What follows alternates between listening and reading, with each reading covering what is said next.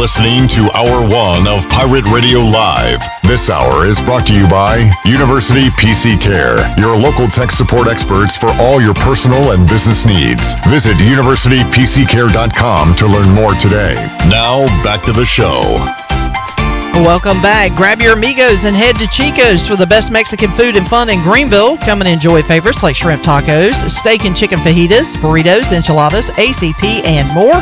Follow Chico's on Facebook and Instagram for daily updates. For Mexican food and fun, it's got to be Chico's for dine-in or to go. Now let's head back into PRL. Here is your host, Clip Brock. Pirates season has come to an end. They fall to Cincinnati today, round 1 of the AAC tournament. Crazy to look up and see they lost by 11. Game was a lot closer than that, but the Pirates just couldn't do anything the last 7 minutes of the game. So a frustrating end to the season for ECU. We all could use a little good news right now. Clip Brock, Shirley Rhodes, CJ Schaefer, Chandler Honeycutt here in the Pirate Radio studios. And here is your good news. Jeff Passan tweets out 1 minute ago, Major League Baseball and the MLB Players Association have reached a tentative agreement on a new labor deal. While it still needs to be ratified by both parties, that is expected to be a formality. And when it is, baseball is back. So there's some good news for you. Yeah, that's awesome news. That's awesome. That was awesome. That was awesome. And then, I'm watching this Miami game, trying to hope that they win, and that's awesome. But I also want Boston College to cover, and that would be awesome. We just got done with an awesome watch along. I'm kind of, I look at CJ right now. He is reclined back in his chair, and I kind of feel that same way. That watch along sitting there for 2 hours really took a lot out of me. I'm beat. I could go for a nap right now. Well, see, I can see that with CJ. He's a rookie. That was his first watch along. I hope he enjoyed his first watch along, by the way. But I'm used to that. I'm an old veteran though. Like, I can't play double headers anymore. I'm good for a 40-minute sprint. I'm not good for a 7-hour marathon. Yeah, I did enjoy the watch along. It was a lot of fun. I'm just frustrated, disappointed. Yeah, a lot of words. I'll give you a hug at the break. You don't want to shake my hand? I want to give you a hug. I want to give you a hug. Shout out to us, not ECU, but us, for pulling the Pirates through today at the free throw line. We decided going into today's game that today is March. It is March. The month is March. This is March. We were going to lock arms for every free throws shot, because in March you lock arms, and East Carolina was 12 of 12 from the free throw line. 12, baby. Because we locked arms here in the studio, and East Carolina did not miss a free throw the entire game. I remember you tweeting out that it was early in these I want to say Big South tournament, or one of these tournaments that were played early. You had tweeted that it got you fired up watching a team lock arms. Oh, man. For their teammate going to the free throw line, and I came up to work the next day and said, hey, for our watch along, we need to lock arms. And you said, how about we do it for every single free throw? And that's what we did today. Yep. So we locked arms 12 times. And the Pirates sunk 12 free throws. Awesome stuff. Stat to consider, Shirley. Stat to consider. Stephen Igloo, hoist the colors, says Stephen Igloo. No one for ECU besides Tristan Newton scored in the final 12:49 Jesus of the game. Jesus. Oh my God. Pitiful. I don't know. That is pitiful. This is stupid. I don't know whether to laugh or cry. Well, that ain't edge. I mean, guys, that actually should not be funny. That's not funny. But you have a smile on your face. It's not funny. I'm disgusted. I'm so disgusted that I'm smiling. And my emotions are just rattled right now. Right, you don't know what to do. I thought I was watching Miami, but apparently I got Kansas on. And then ECU Baseball just tweeted baseball. Yeah, ECU Baseball, they're not taking over my gimmick, but they kind of are. I don't know, using a lot of lowercase, getting a little edgier. I've noticed that. Yeah, so shout out to ECU Baseball. Anyway, all right, let's recap the game. I just clicked on this, Chandler, and it gave me Kansas and whoever in the Big 12. All right, here we are. All right, here we go. The U with a 2-point lead over Boston College as they wind down the first half in Brooklyn. Earlier today, boy, Syracuse. I'll tell you what, let's recap. Let's put a bow on ECU before we get into the other games. Needed Tristan Newton to step up. We were hoping Vance Jackson would have another Vance Jackson type performance against Cincinnati. He went off there in Cincinnati. And had a good game in Minges as well, finishing in the mid-20s, I believe. Today, hit a few, but not enough. I mean, nobody other than Tristan Newton really did enough today. Vance Jackson finishes 16 points, 2 of 10 from 3. And a few of those were challenged, but he had some good looks today that he missed, Chandler. Oh, I know. Vance. Yeah, so did J.J. Miles, but going back to Vance, yeah, there was a lot of corner threes where he likes the corner and rattled in and out. There was a lot of balls that went in and out of the rim, so a lot of missed opportunities there. And, yeah, and just to see that from Stephen Iga, that tweet that Tristan Newton was the only shot maker for the Pirates in the last 12:39. It's crazy because we have guys that can shoot and, make baskets like J.J. Miles, like Vance Jackson. It was great to see Tremont Robinson-Wright earlier in the game driving to the basket and creating, some contact and also getting by some defenders to lay the ball in. So, I don't know. It's just down the stretch, the Pirates were not able to do anything, and I mean anything when it comes to offense. And I said during the last broadcast that we were doing, or the broadcast, that I wonder how many made field goals were made in the last 10 minutes of this basketball game. Yeah. And that kind of sums it up right there, that Tristan Newton was the only player on the court for ECU that made a shot in the last 12:39.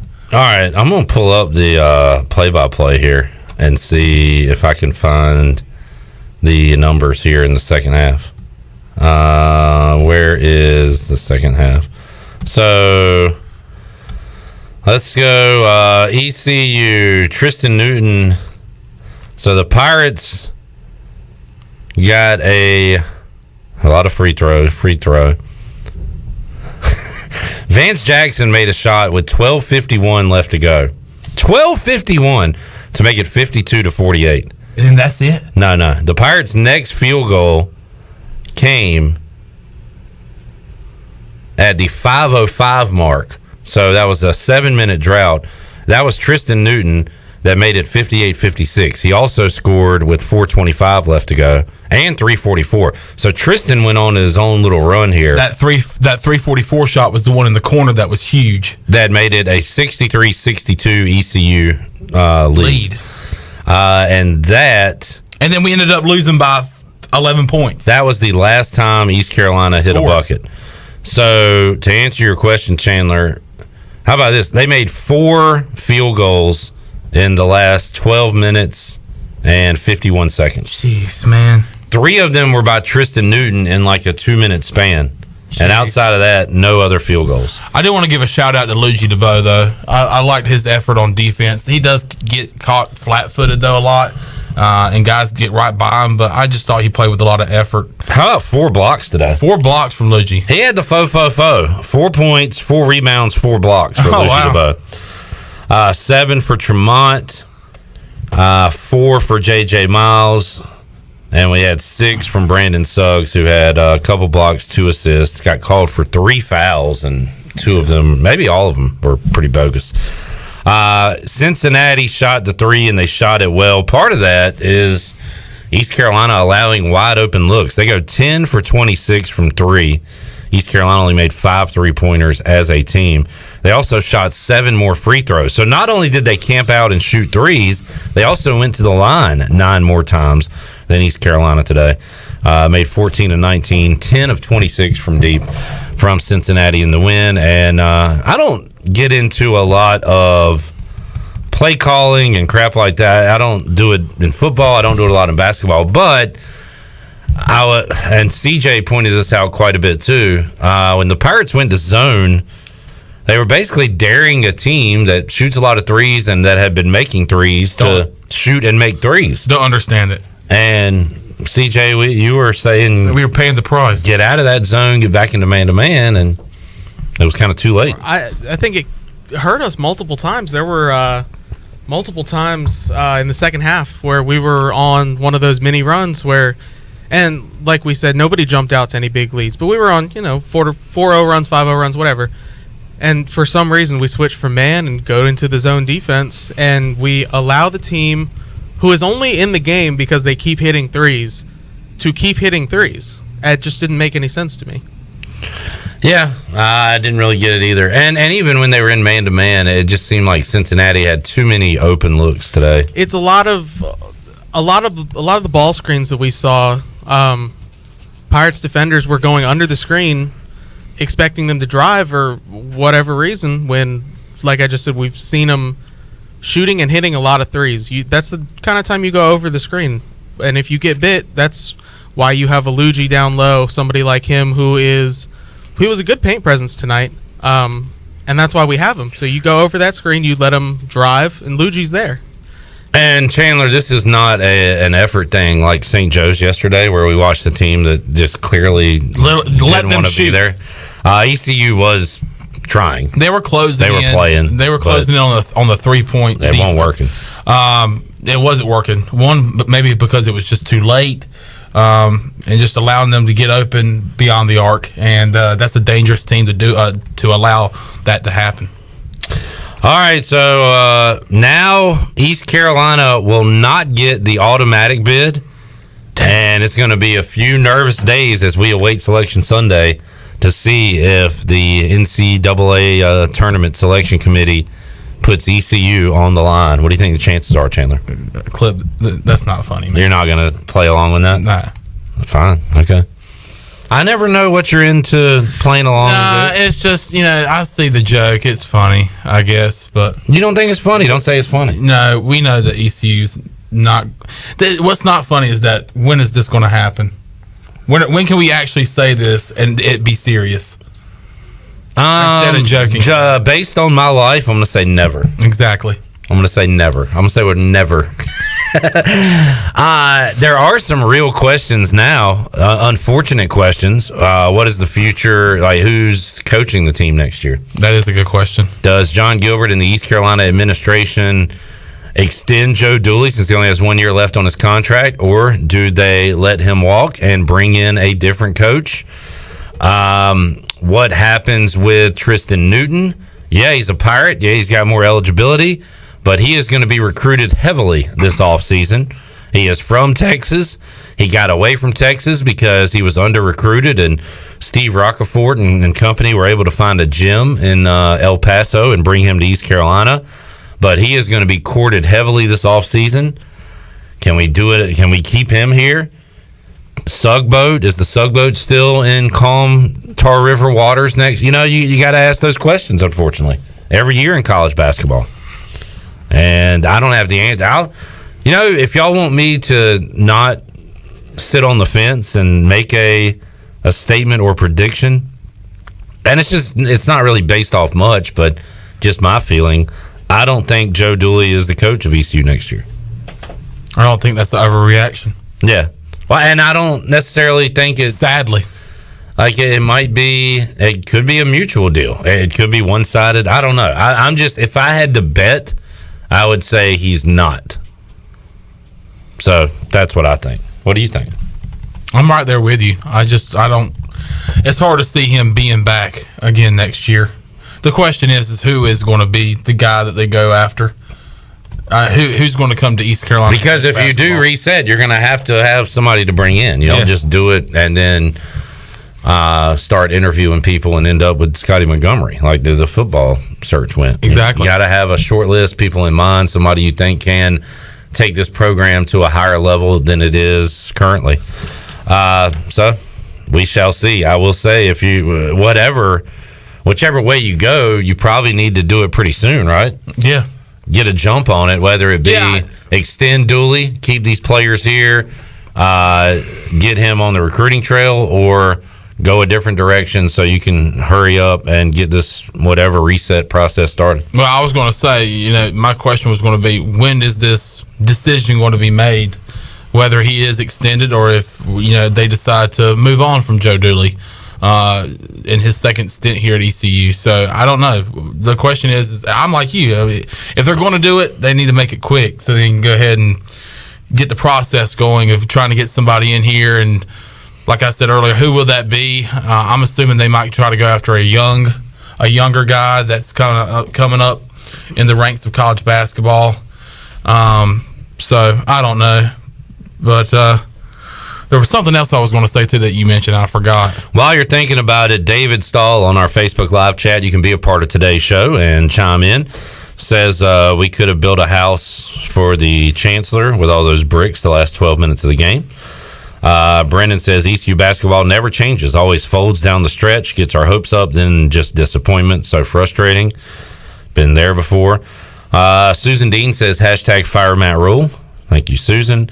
And David also says there's one answer for all this. It's local politics, bud. There's local politics, bud. Derek says playing zone was not a good move. Not having Newton bring the ball up to court in the last 3 minutes. All right. What were you going to say, Chandler? You mentioned, will Joe Dooley be extended and these players stay? Even if Joe Dooley's back next year for ECU, are we even sure that these players, some of these players that we think will transfer? I'm not sure about anything, so I don't know. Redbeard says we need to hire somebody that cheats to be the head coach. I've always said if East Carolina could sell out, go to the tournament for 1 year, I'll take 10 years probation, whatever.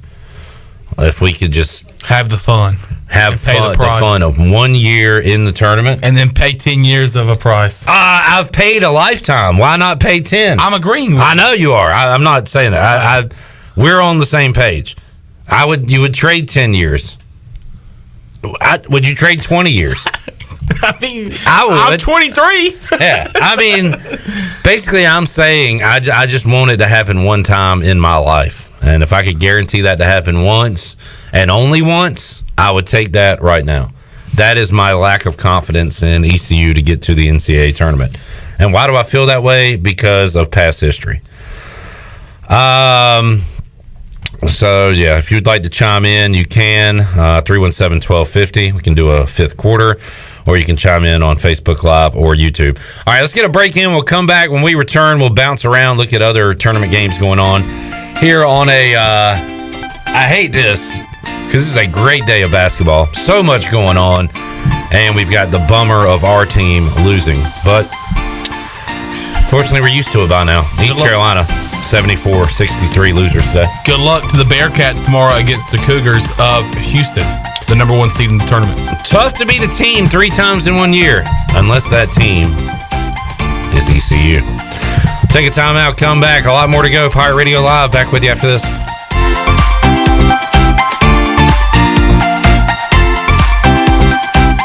Come celebrate Daylight Savings Time, St. Patrick's Day, and the arrival of spring with the ultimate Bon Jovi tribute band, Slippery When Wet. It's my life, it's now or never. Performing for one night only at the State Theater in Greenville, Saturday, March 19th. Advance tickets just $10, $14 at the door, with balcony seating $20 in advance and $25 the day of. Get tickets at statetheaternc.com. Slippery When Wet, Saturday, March 19th in Greenville. $10 advance tickets at statetheaternc.com. You've worked hard to make your business successful, and that's why it's really important to always have a bank in your corner when you need them. This is former ECU baseball player Ashley Capps from First Bank, and our experienced team of local bankers includes Lee Watson, Bonner Latham, Chris Richards, Josh Hooten, and Heath Nisbet. To get the business services that are right for your business today, come and see someone on our team at First Bank on Arlington Boulevard here in Greenville. First Bank, together with our customers, we're creating a world where individuals and communities thrive. Member FDIC, Equal Housing Lender.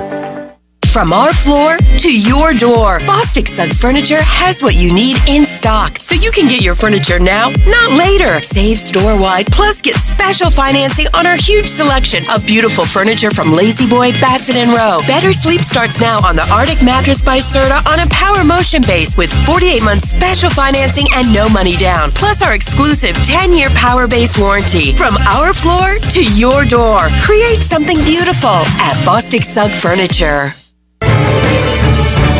For the latest from the world of golf, tune in every Saturday morning from 8 to 10 for the Golf Shop Radio Show. Hosts Mark Greenhells and Matt Blanchard talk golf from tee to green and everything in between.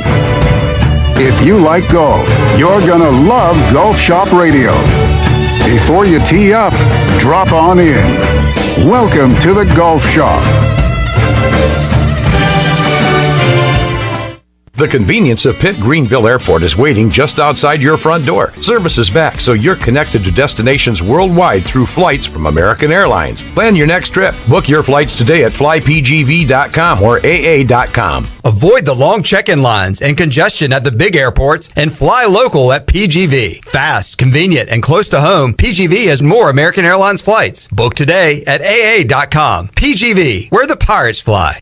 Life insurance is one of those subjects that make people want to change the subject, rather than admit they probably don't have enough. That's why State Farm agent Timothy Sawyer focuses on how the benefits of life insurance actually live on by asking people to think in terms of life without having to sell the house insurance or life without having to give up the college insurance. Find out how the benefits of life insurance can live on for your family. Call State Farm agent Timothy Sawyer here in Greenville today at 493-0002 and put the life back in life insurance.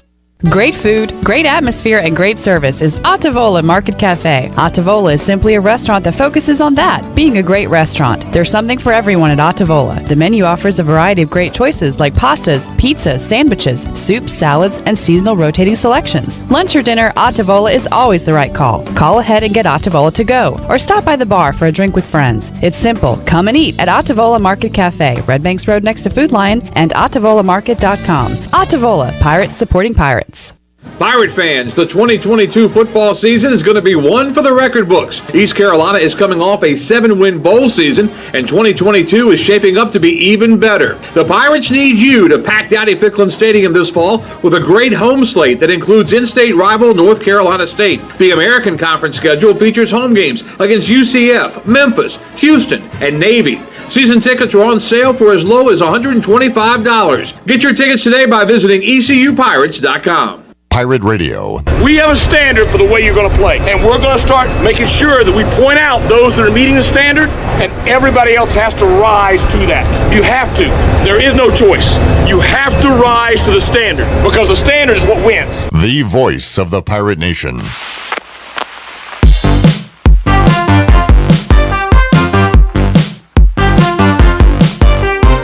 You're listening to Hour 1 of Pirate Radio Live. This hour is brought to you by University PC Care, your local tech support experts for all your personal and business needs. Visit universitypccare.com to learn more today. Now, back to the show. Welcome back. University PC Care has been Pirate Nation's go-to IT expert since 2006. They are the local tech support experts for any of your business needs. Let University PC Care take care of it so you can take care of business. Visit universitypccare.com to learn more today. Now let's head back into Pirate Radio Live. Here is your host, Clip Rock. All right, today we mourn the loss of another ECU basketball season. I thought you were going to say player. A horse that's been beaten dead so many times that I don't even know how to finish that sentence. We dug it up and beat it to death again? Yeah. We are, when it comes to ECU basketball, we are grave robbers. And but we are sprinkling in some good news here and there. Good news. Major League Baseball and the MLBPA has tentatively agreed to a deal which would bring back Major League Baseball. So there's some positive news. Shirley, how about this positive news? As we take a look at the Buccaneer Music Hall leaderboard presented by Da Buck. Da Buck. Harold Varner III tied for first at the Players. Yes. In Florida, he is 5 under par through 13, tied with Tommy Fleetwood, one ahead of Will Zalatoris. So HV3 playing well. Harold's had a bit of an ECU basketball thing going where, because I tweeted out ECU, that was a really fun game for 36 and a half minutes, then the worst game I've ever seen for the last 3.5. And B-Pace said that is the definition of ECU basketball. Harold's had hot starts and cold finishes, but hey, maybe he can keep this baby rolling. Great to see that name at the top of the leaderboard at the player. So just something else to keep an eye on as we follow the hoops here on a Thursday. We'll switch gears and talk just to kind of finish that off. If he has a good finish, that could get him into the top 50. Once again, that means he could be headed to the Masters. Azaleas, piano. A tradition. Unlike any other. Friends. Hello, Masters. friends. You're right, Shirley. Good Butler call. Fieldhouse. Like, not even winning, but just stay in the top 10. Just staying. I think I don't know whatever. what the top whatever in the tournament, but because I think he's hovering right around that 49 50th place mark. Yeah. And if he stays there and can get in, man, hey, that'd be we awesome. could have an ECU grad in the Masters. That'd be awesome. And then that would be awesome. That would be awesome. And then that would be awesome. And then if Miami gets this layup, that would be awesome. And that was awesome. The U takes a 4-point lead over Boston College in Brooklyn. All right, let's look at what's happened so far today. It looked like we were going to have an upset in the first game of the ACC tournament earlier today in Brooklyn, but Duke has a big second half. And at halftime, I was saying, Coach K, it looks like your team might lose, Coach. And when I said that, Coach K responded quickly to me. No, please, everyone be quiet. And turns out that I should have been quiet because Duke ended up winning 88-79. Well, not yet. Relax. No, please. No. Everyone, please be quiet. How about 52 second half points for Duke in the 88-79 victory over the Orange? So the Orange season comes to an end. One of the Boeheim boys, Jimmy, had a big day. Jimmy Jr. But Buddy showed non-Buddy-like behavior yesterday. He punched a guy and was out for this game.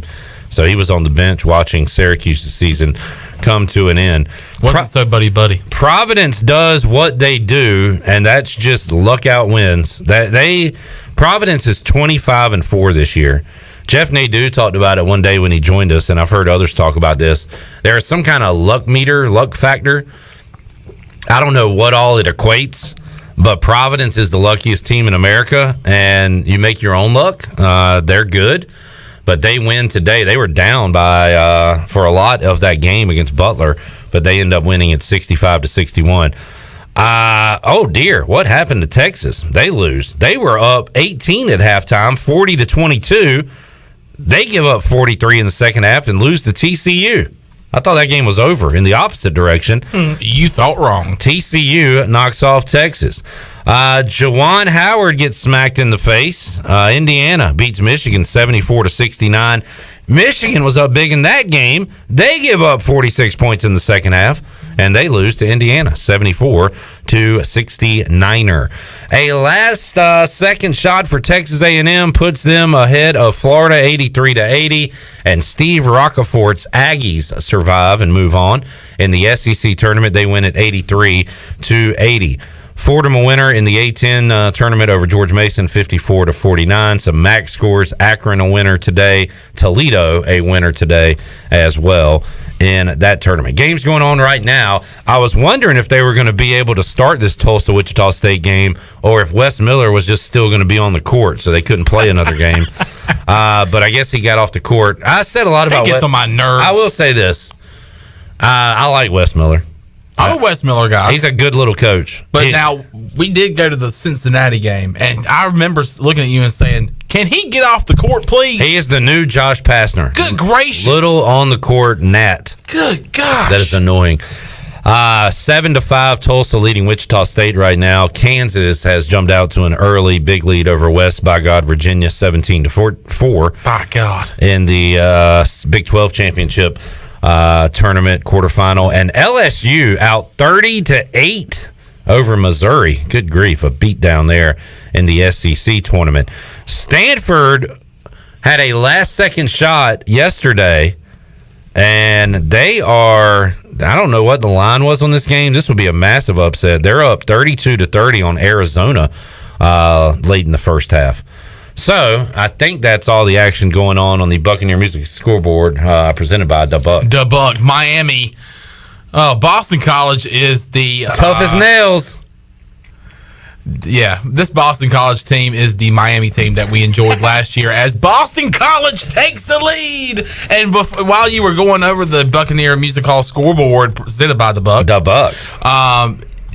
there was a monster jam by Boston College that just about brought the roof down there at the Barclays Center.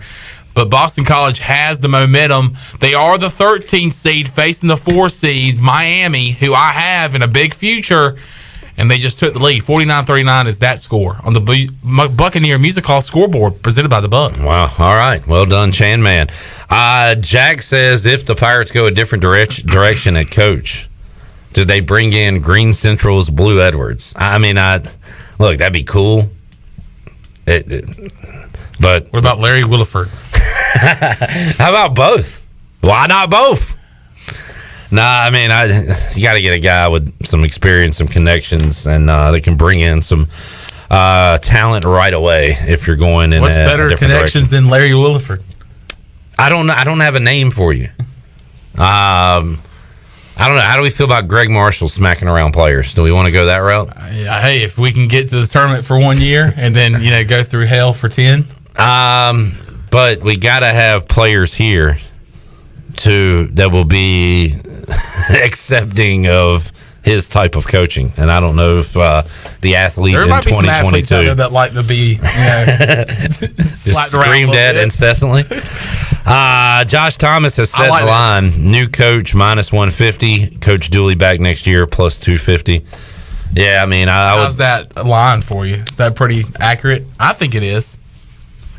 Maybe not as high as 150. I would say maybe 125.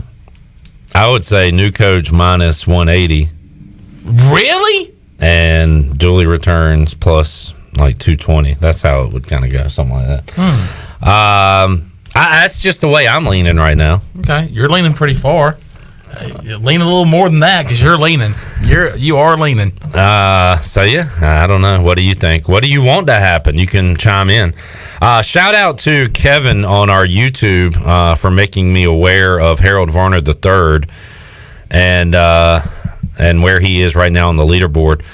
Max says, can we go to the CIT or some other postseason tournament? I don't think the American has teams in the CIT. There is the CBI, which I want to say South Florida won a few years ago, but that is like a pay-to-play tournament. I don't know if ECU is in a position to spend money on continuing this basketball season. So, in years past maybe, but I don't even know if I'd be interested in that this year, to be honest with you.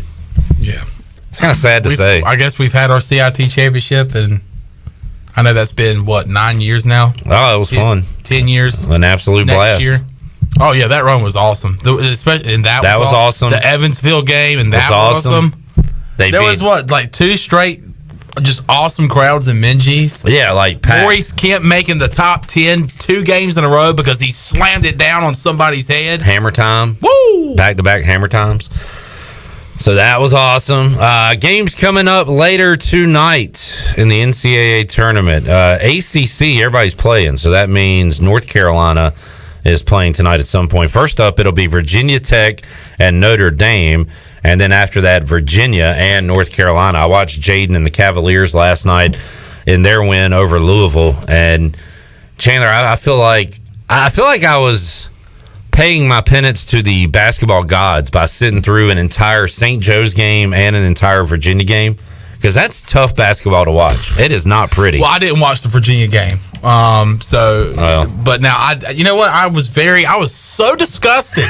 I'm serious. We hate St. Joe's. I mean, Charles Coleman, buddy.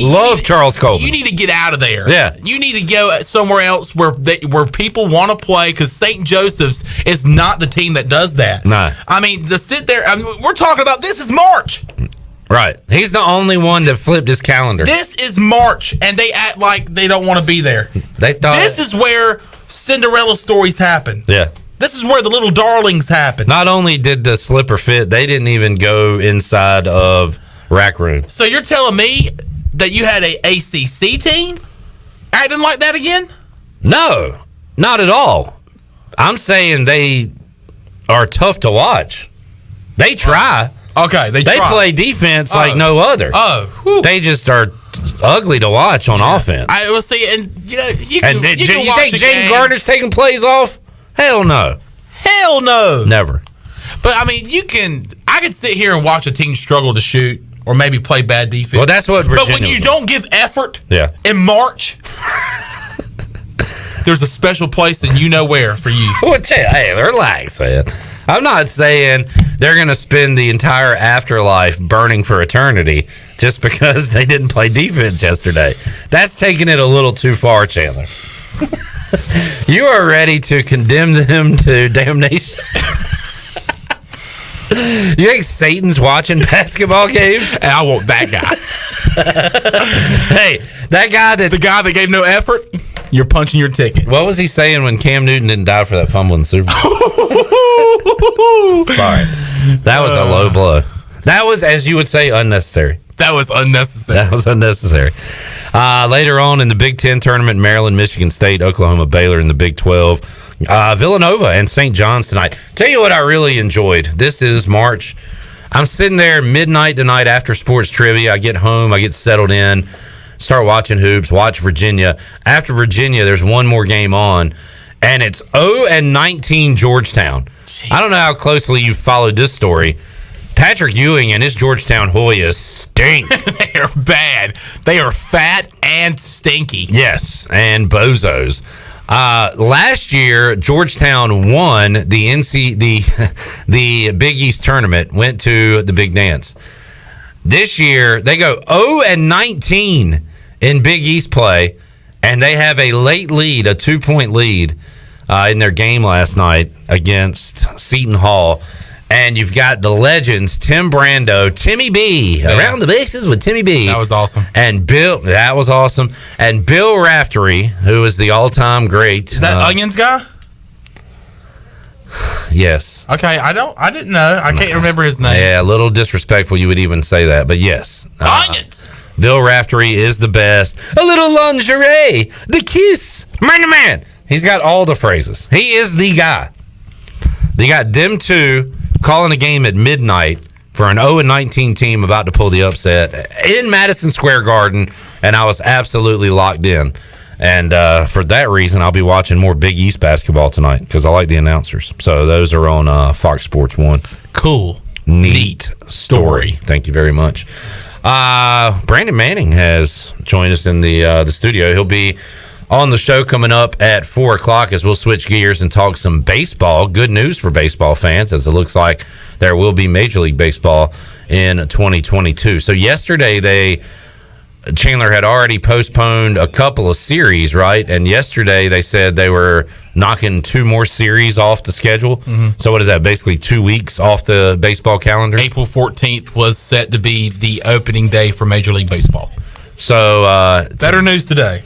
Yeah, today looks like both sides have agreed on a deal, and still some formalities to be worked out, which Jeff Passan, who has been all over this thing, says those will indeed be worked out, and we're going to have some Major League Baseball coming up soon. So after your March Madness and your Masters, we'll have some baseball to watch.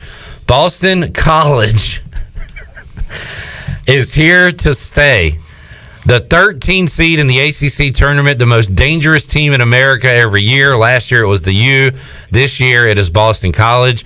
Chandler, I still think you're in a good spot. I am. I truly think that I still feel good about what I have right now.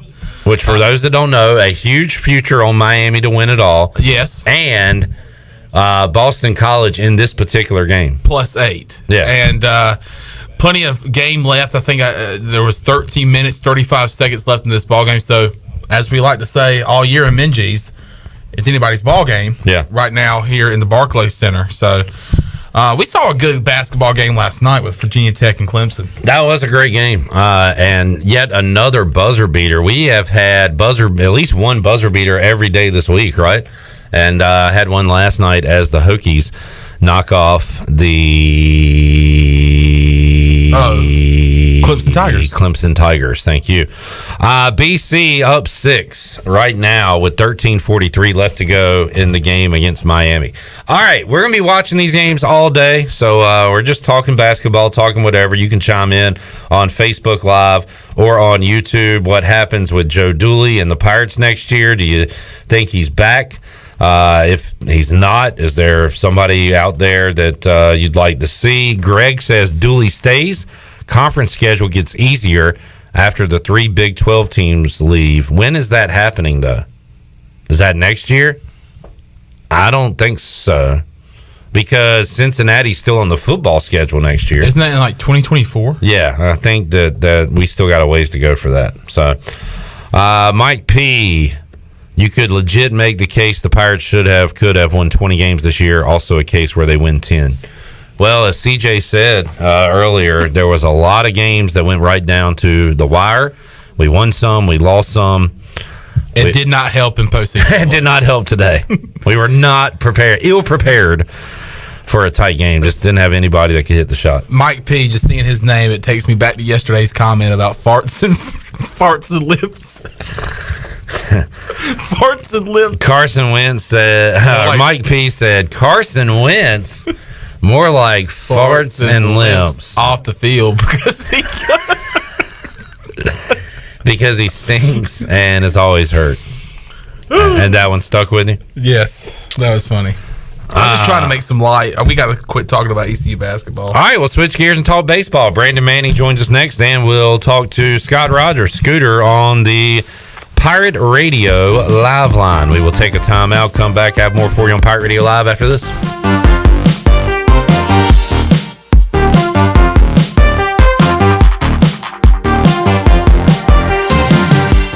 Pirate Fest, presented by Sup Dogs and Suddenlink, offers 2 days of piractical tomfoolery, including 150 vendors, food trucks, art demos, BMX, mermaids, and of course, pirates. Join us Friday, April 8th for an evening of entertainment, food trucks, and vendors. On Saturday, April 9th, enjoy BMX performances, sword fighting, and black powder demonstrations, and more. Finish off the day with a concert on the town common. For more information, visit piratefestnc.com. It's going to be argsome.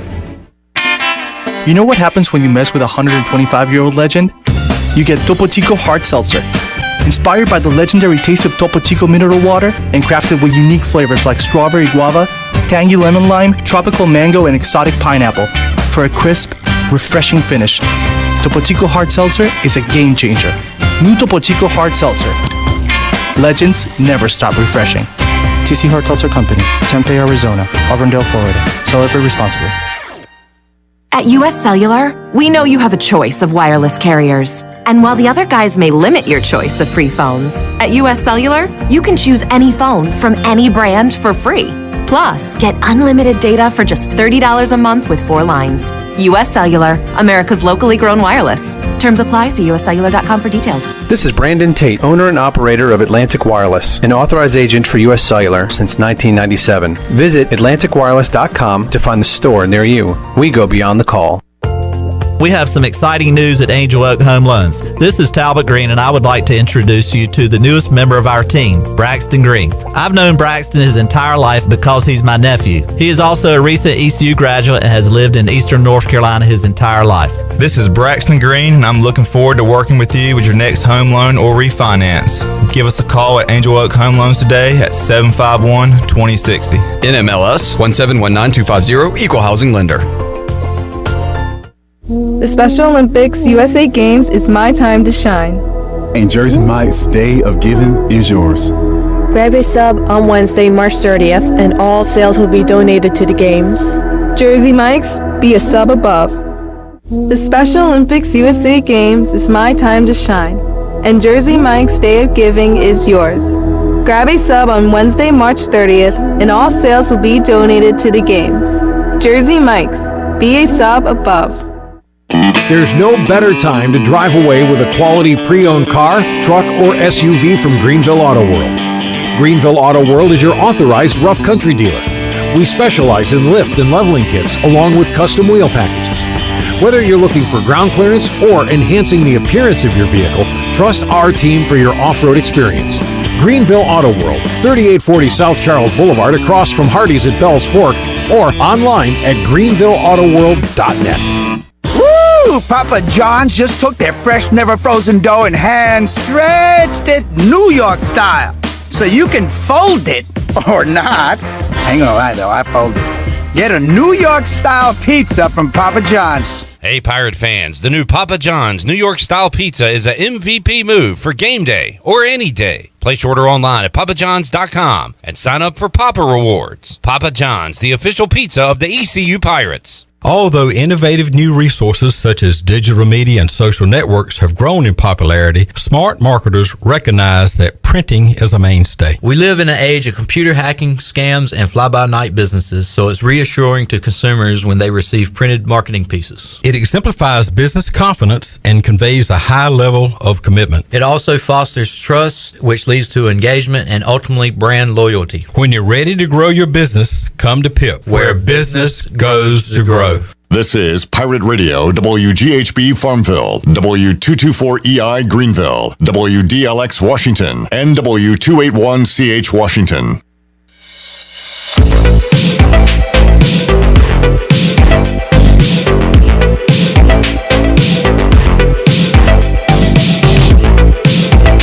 You're listening to Hour 2 of Pirate Radio Live. Now, back to the show. Welcome back. UBE has been an ECU tradition for over 50 years. You can shop online anytime at pirateware.com. UBE has the biggest and best selection of ECU sportswear and accessories for Pirates of all ages. Every day is game day at UBE. Now let's head back in to Pirate Radio Live. Here is your host, Clip Rock. Alrighty, back with you here inside the Pirate Radio studios on a Thursday. Clip Rock, Shirley Rhodes, Chandler Honeycutt, CJ Schaefer. Jenny's around here. Thanks to Jenny for setting up the awesome Winslow's lunch we had today. Fantastic food at Winslow's. That burger was really good, and you can check them out. They're going to be having some specials on St. Patrick's Day next Thursday, so good place to hang out, eat some good food. Is it like that spicy burger? No, well, they have one, but mine was the breakfast burger, Brandon Manning, who joins us here on the show. Because you know why, Brandon? I like a little egg on my burger. How about you? I do. My wife really loves the, I think it's the Barnyard burger at Tiebreakers as well. Yep. She Anything really with an loves egg, yeah. Count me in. I am exceptionally... Do you like a slightly overcooked egg or runny? You know, if it's running a little bit, I'll take it. I like it. If you put a little Texas Pete on there, I like it a little bit better. TP. Brandon Manning is here. We're here to talk about our favorite foods and condiments and a little baseball as well. Brandon, we need to switch gears, talk baseball following that ECU basketball loss earlier today. And we'll see what happens going into the offseason. Brandon, let's talk Pirate baseball. East Carolina winners on Wednesday. Good to get that one and bounce back after a loss to Virginia Tech. Which, first of all, Virginia Tech, you could say that our pitching struggled and the bats weren't there. At some point, too, you have to tip your cap to the opposing team, right? Virginia Tech has one loss this year. Virginia Tech looked very, very good. They were much like, I think, was it Bryant we started the season off with? They got after it with the sticks, very aggressive, put a lot of pressure on our defense. I mean, and let's just face it, that it's another quality ACC team, and all of them are good in the ACC this year, up and down. All right, we also, Shirley, do we have the play-by-play voice of ECU baseball joining us? We got Scott Rogers joining us as well. So, Brandon here, Scott on the phone, and we'll talk Pirate baseball with Scooter as well. Scooter, how you doing, man? Doing good, Cliff. How about you? Doing great. Welcome back to the state of North Carolina, Scooter. How was your little 3-day venture to Virginia? It was good. It was good. Had a little bit of nervousness yesterday, worried about getting that game in, but glad the weather cleared up and glad we got a win against Radford yesterday. Little nervousness late in the game, too, right? Kind of felt like the Michigan game where East Carolina had scored enough runs to feel pretty good about themselves, but 3 late runs for Radford and kind of made it feel like that Michigan game from Saturday, Scooter. It did. Pirates had a tough time closing out Radford. Radford, obviously coming in 5-7 yesterday. They were a very scrappy club. They had a lot of guys in their lineup that weren't too, I wouldn't say high batting average on the season, but they were just a scrappy club. Like you said, with Virginia Tech, they were very good. But I would definitely say Radford was a little bit close to Bryant as well. Seeing them, well, really one of the only person to see them in person yesterday with no stream. But they were a scrappy club yesterday, and it was tough to put them away late in that game. Brandon Manning, former Pirate, joining us. Brandon, you probably never got on TV, your teams, very rarely, except maybe postseason. Now you watch every game, so it was very strange yesterday to not be able to see that game. I think of that last year, they put that one weird, only one view, no replay camera behind home plate, and it was like, it's like you were watching like a Facebook Live type of deal. It was just, you couldn't move. There was no talking. It was awkward to watch baseball on the computer screen back then. And you're right, Scooter. Yesterday, had a ton of questions about where's the game? Why can't I find it? We get almost spoiled by how much we're able to watch sports these days, especially East Carolina baseball. So tell us about Merritt Beaker. I hadn't seen a lot of this guy. Goes 3 innings yesterday, gives up 1 earned. He did walk 3, but got through 3 innings. And look, that's what the weekend starters have been doing for East Carolina. So to get 3 innings from a pitcher, and of course Danny Beal comes in for 4 and does a great job. But how about Merritt Beaker on the mound? Tell us about him, Scooter. Merritt did a great job yesterday. Dealt with a little bit in the first inning yesterday, but once he really got locked in, he was good on the mound. I'd heard some really good things about Merritt from the fall season, and dealt with a little bit of arm soreness leading up to the season, right before the season started this year. And I think he really proved yesterday what he can do, really being only a freshman. Go out there and do that. I'm excited to see what Merritt can do the rest of the season. Brandon, these midweek opportunities are a chance to see some of these guys that we don't know a lot about, put them in high-stress situations, and hope that pays off down the road. And that's key for Merritt to start a game like that. It really is. I mean, it'll make it to where when we're in a tournament and one of your top-end guys either gets injured or can't get out of the first inning, and when you're on a little bit shorter leash later on in the year, you can put that guy in and not have to worry about his experience, and if he's got any nerves up there, he'll be ready to go. Scooter, Chandler's guy, Danny Beal, looked good again yesterday. Extended innings for him, and good grief, you go 4 innings in a midweek game. That's huge. Yeah, Danny looked good again yesterday. It's good to see these young guys get opportunities in these midweek games. Just like Brandon just said, it's good for them to get this experience, because you never know when you get late in the season when you're going to have to call on these guys when your pitching gets a little bit stretchy down at the end. But it was good to see him come in and get 4 innings yesterday. And just like you said, 4 innings in a midweek game is sometimes unheard of. But good to see these young arms for the Pirates get experience and have good experience too. Scott Rogers joining us on the phone. Brandon Manning here in studio talking Pirate baseball. Most appearances this year out of the pen for East Carolina or in a game for ECU. C.J. Mayhew with 8 and Skylar Brooks with 8. And Skylar, if I recall, Scooter, came in as a two-way guy and is now focused on the pitching side of things on the year. A 1.17 ERA. And he goes an inning yesterday. And Cliff Godwin has shown that in crunch time, we've seen late in games, he is not afraid to put Skylar Brooks in a big situation. And we're going to be seeing a lot of him on the weekends, I think. Yeah, Skylar has really looked good this season. And like you said, with him coming in as a two-way guy, and, last year, I remember the home run he hit against Rhode Island opening weekend that I think landed in Charles Boulevard almost. And to see that he's that good both ways. But it seems like you just said, focusing more on pitching this year, and he's really been dominant out of the Pirate pen this year, and he's really kind of solidified himself in that closed position since we've seen him in the later innings of most of his outings. Got Scott Rogers joining us. Brandon Manning here in the Pirate Radio studios. East Carolina a winner over Radford yesterday. And Scooter, Cliff Godwin likes to tinker with the lineups a little bit. He'll go a lot of different directions with it, but Bryson Worrell at the top of the lineup has seemed to work out for East Carolina. He has been getting it done at that leadoff spot, and it seems like year to year, the first couple of weeks, Cliff Godwin will tinker with that leadoff man. Bryson yesterday, 2 for 3, had 2 walks, scored 2 runs, maybe has solidified himself as the ECU's leadoff guy for this season.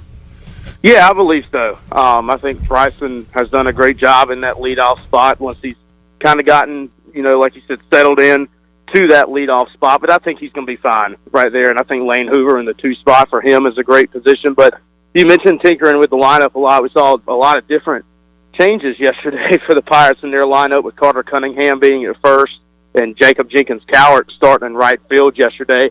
But going back to that, it's good to see that he has so many guys that can play in different positions when needed.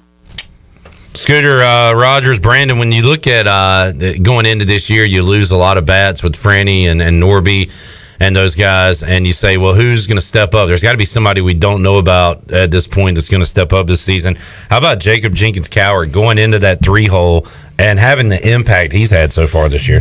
I mean, for a young kid stepping in like that, that's crazy. I mean, and if you just look at him, I think they call him JC. JC just looks ready every time he gets in there. He doesn't have that deer in the headlights look that typical freshmen have. He's been doing a very good job of getting them in or getting them over, so to speak. That's what he's supposed to do right there. And I really think that Bryson up there is really setting the table for everything. On down. You go AMAC, and then it's just a matter of time for Josh Moreland steps up. I mean, he's just. Everybody still knows he's Josh Moreland. He's not going to see a good pitch to hit. I mean, and he's probably pressing just a little bit at this point in time, but he'll be fine, and he'll be right there at the end of the year, and that'll just be another little weapon we have in the middle of our lineup before it's all said and done. And Brandon, I know you're a big AMAC guy. He was on the AAC honor roll last week for his play. Knocked in a run yesterday and has done a pretty good job hitting the baseball in that cleanup spot for ECU. His batting average may not show he's hitting 400 or 500, I think, but he's got a lot of RBIs. He's really been getting the runners in. Like I said, JC gets them over, AMAC knocks them in, and that's the way we're going. If we get 1 or 2 runs every time we go through the top of our lineup, we're scoring some runs. Other than his mustache, which is weak, might I add, he's been having a stellar year. Scooter, you're not in the bracket, unfortunately, but you got a nice stash going. Do you think CJ Mayhew defends that title, or is there somebody going to catch him this year? I have to say that CJ will defend it. I have not seen too many better ones on that Pirate roster this year, but I saw there were some upsets in the bracket. Somehow Alec Makarevich made it through the first round with his drawn-on stash. That's crap. Brandon can't believe it. He is shocked in here. The best stash, though, is not even a player. It is Easton Daly, one of the managers and the guy that goes and does everything in the game.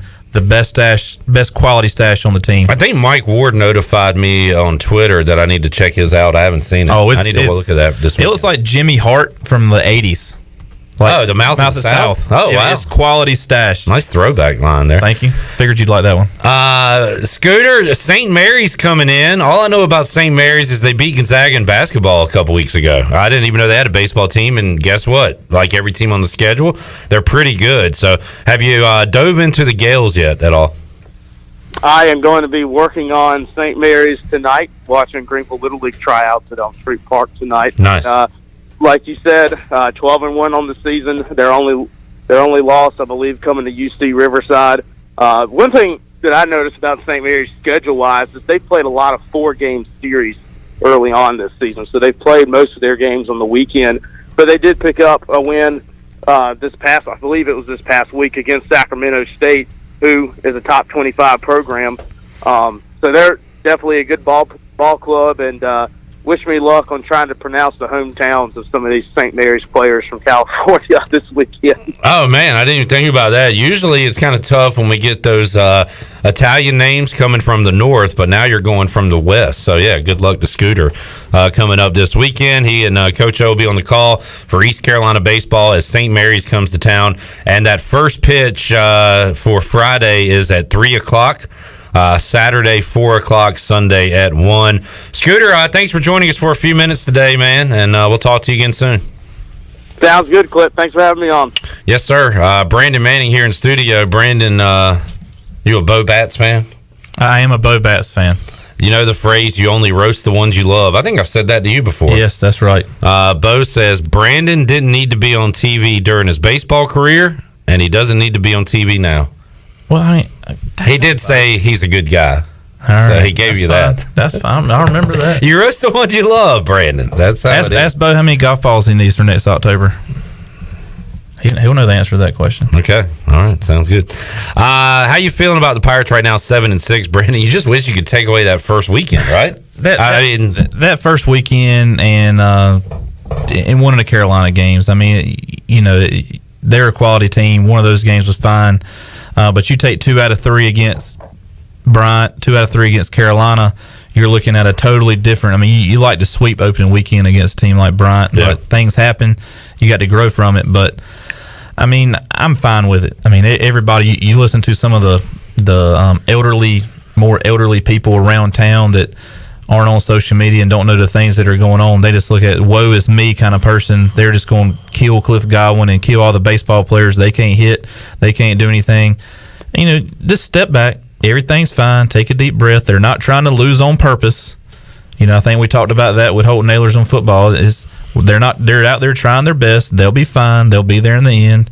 I mean, I still think they're going to host a regional and be pretty good. All right. And Brandon, you know it as a player, like the grind of it where, all right, you lose today, but not only do you have 48 more games, you got one tomorrow. So it's got to be tough to go to the field with that same mindset every day of forgetting what happened the day before, good or bad. But that season is such a grind for these guys, right? Over the years, I've talked to a lot of people, whether it be, you know, Sam Nairn, Clayton McCullough, and Daryl and Trevor Lawhorn, some of these guys that are just huge baseball names around here over the years, and all of them already said the biggest difference between baseball players at different levels is not the fact that they're a better baseball player, it's how much they can bounce back. They have short-term memories.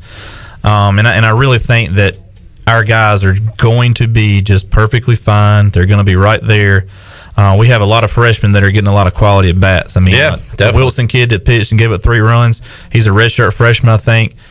Look, he came in being a highly touted baseball player. I think he's from down south a little bit, Harnett County or area, I think, Lidlington maybe. He's going to be a great pitcher. Came with a big pedigree, big arm. He's going to be fine. 1 or 2 pitches a different way, and he got out of it, and he gets a save, not C.J. Mayhew. But I really think all our freshmen are getting a lot of good quality playing time. JC is just unbelievable as a freshman. Very much Bryant Packer type numbers as a freshman, I believe. I'll have to go back and look that up, but I really think the freshmen and they're going to hit that wall, and that's when your Josh Moylan, your Bryson Worrell, right. You know, your Agnos, those guys are going to say, all right, boys, this is where we got to do it. So that's why this team is blended very well to succeed later on in the year. Brandon Manning joining us. We'll take the time out, have more with Brandon. Got some good news on the Major League Baseball front that we will talk about. And how about this?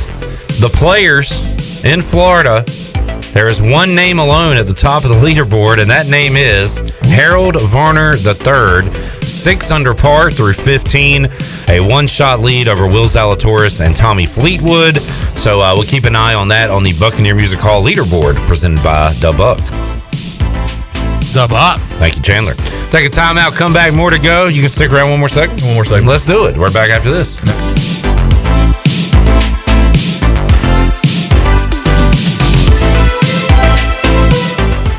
It's time to spread game. The Harlem Globetrotters are coming with an all-new tour. 4 quarters of big plays, ankle-breaking moves, and ball-handling wizardry. Do they dunk? Do they dunk? See the stars rattle the rim in the all-new in-game dunk contest. This is the team everyone can cheer for. The Spread Game Tour is coming.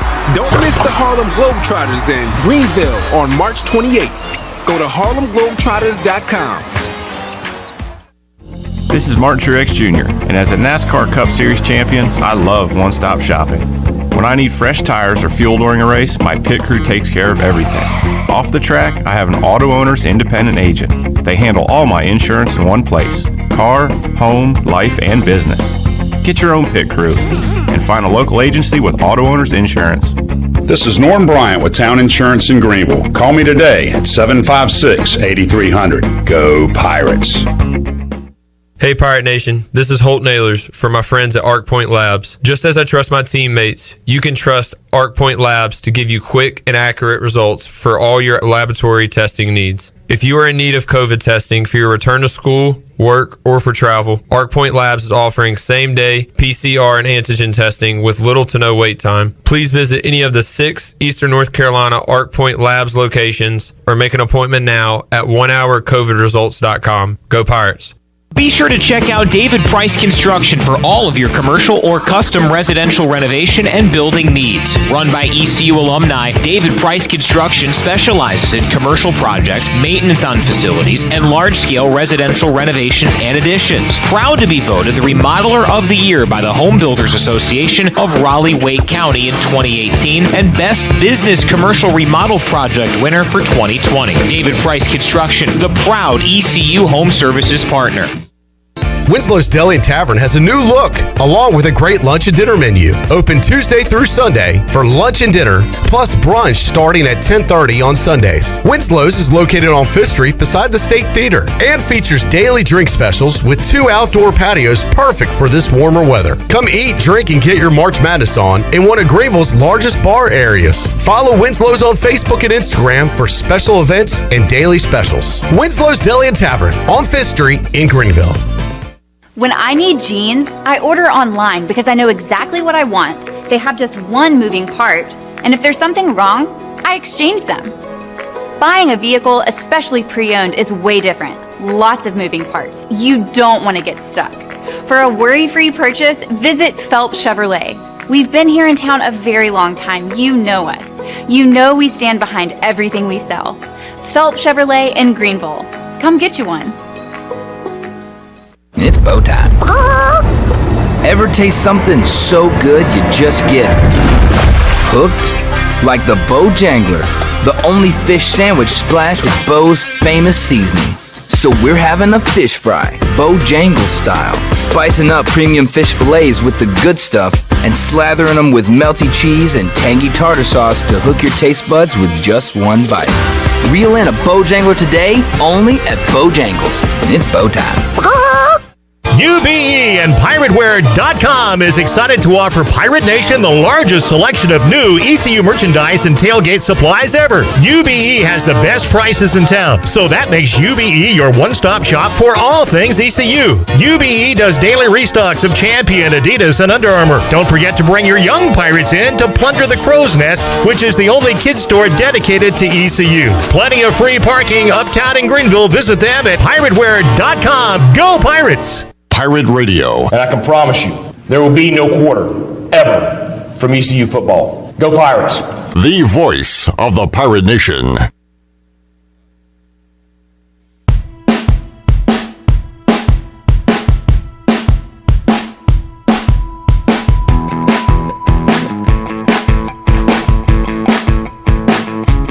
You're listening to Hour 2 of Pirate Radio Live. Now, back to the show. Welcome back. Tommy's Express Car Wash. Come experience the difference at Tommy's. Now open at the corner of Greenville Boulevard and Red Banks Road. Doesn't your car deserve it? Visit Tommy's Express Car Wash today. Now let's head back in to PRL. Here is Clip Brock. Alrighty, back with you here, Pirate Radio Live on a Thursday. Touchdown, Tony Collins, Troy D coming up in hour number 3 of today's show. Got a lot of basketball to keep you up to date on, and Harold Varner III is on top of the leaderboard at the Players in Florida. He is 6 under par through 15. Great first round. Has a one-shot lead over 3 golfers on the course, so we'll keep you up to date on what happens in the final 3 holes for Harold on this Thursday. Also, basketball going on right now. Miami has taken a lead over Boston College. They're up 3 with 3:19 left to go.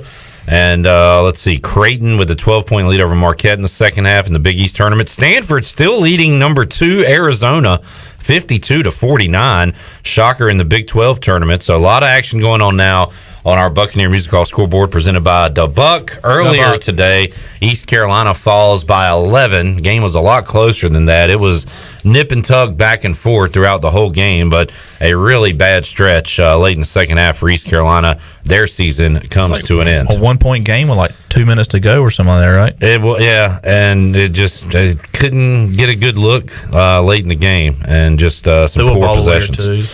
Yeah. All right. Some good news though, Brandon. Looks like there will be Major League Baseball this year. MLB and the Players Association have reached a tentative agreement on a new CBA deal that will end the lockout. And this says salvage a 162-game season. Now, they have already taken away 2 weeks of baseball, right? Yes, they have. They said they were, I think it was 91 games to be exact. And that was totaling everybody, of course. But, I mean, you figured 162 is 4 a week for 2 weeks. That's 8 games probably you're going to take out. Yeah, so they're still going to play a lot of games. But it sounds like all this is going to go through. And now I'm interested to see. Okay, this says, this is from Jeff Passan. With the end of the second longest work stoppage in the game's history, spring training will open up on Sunday.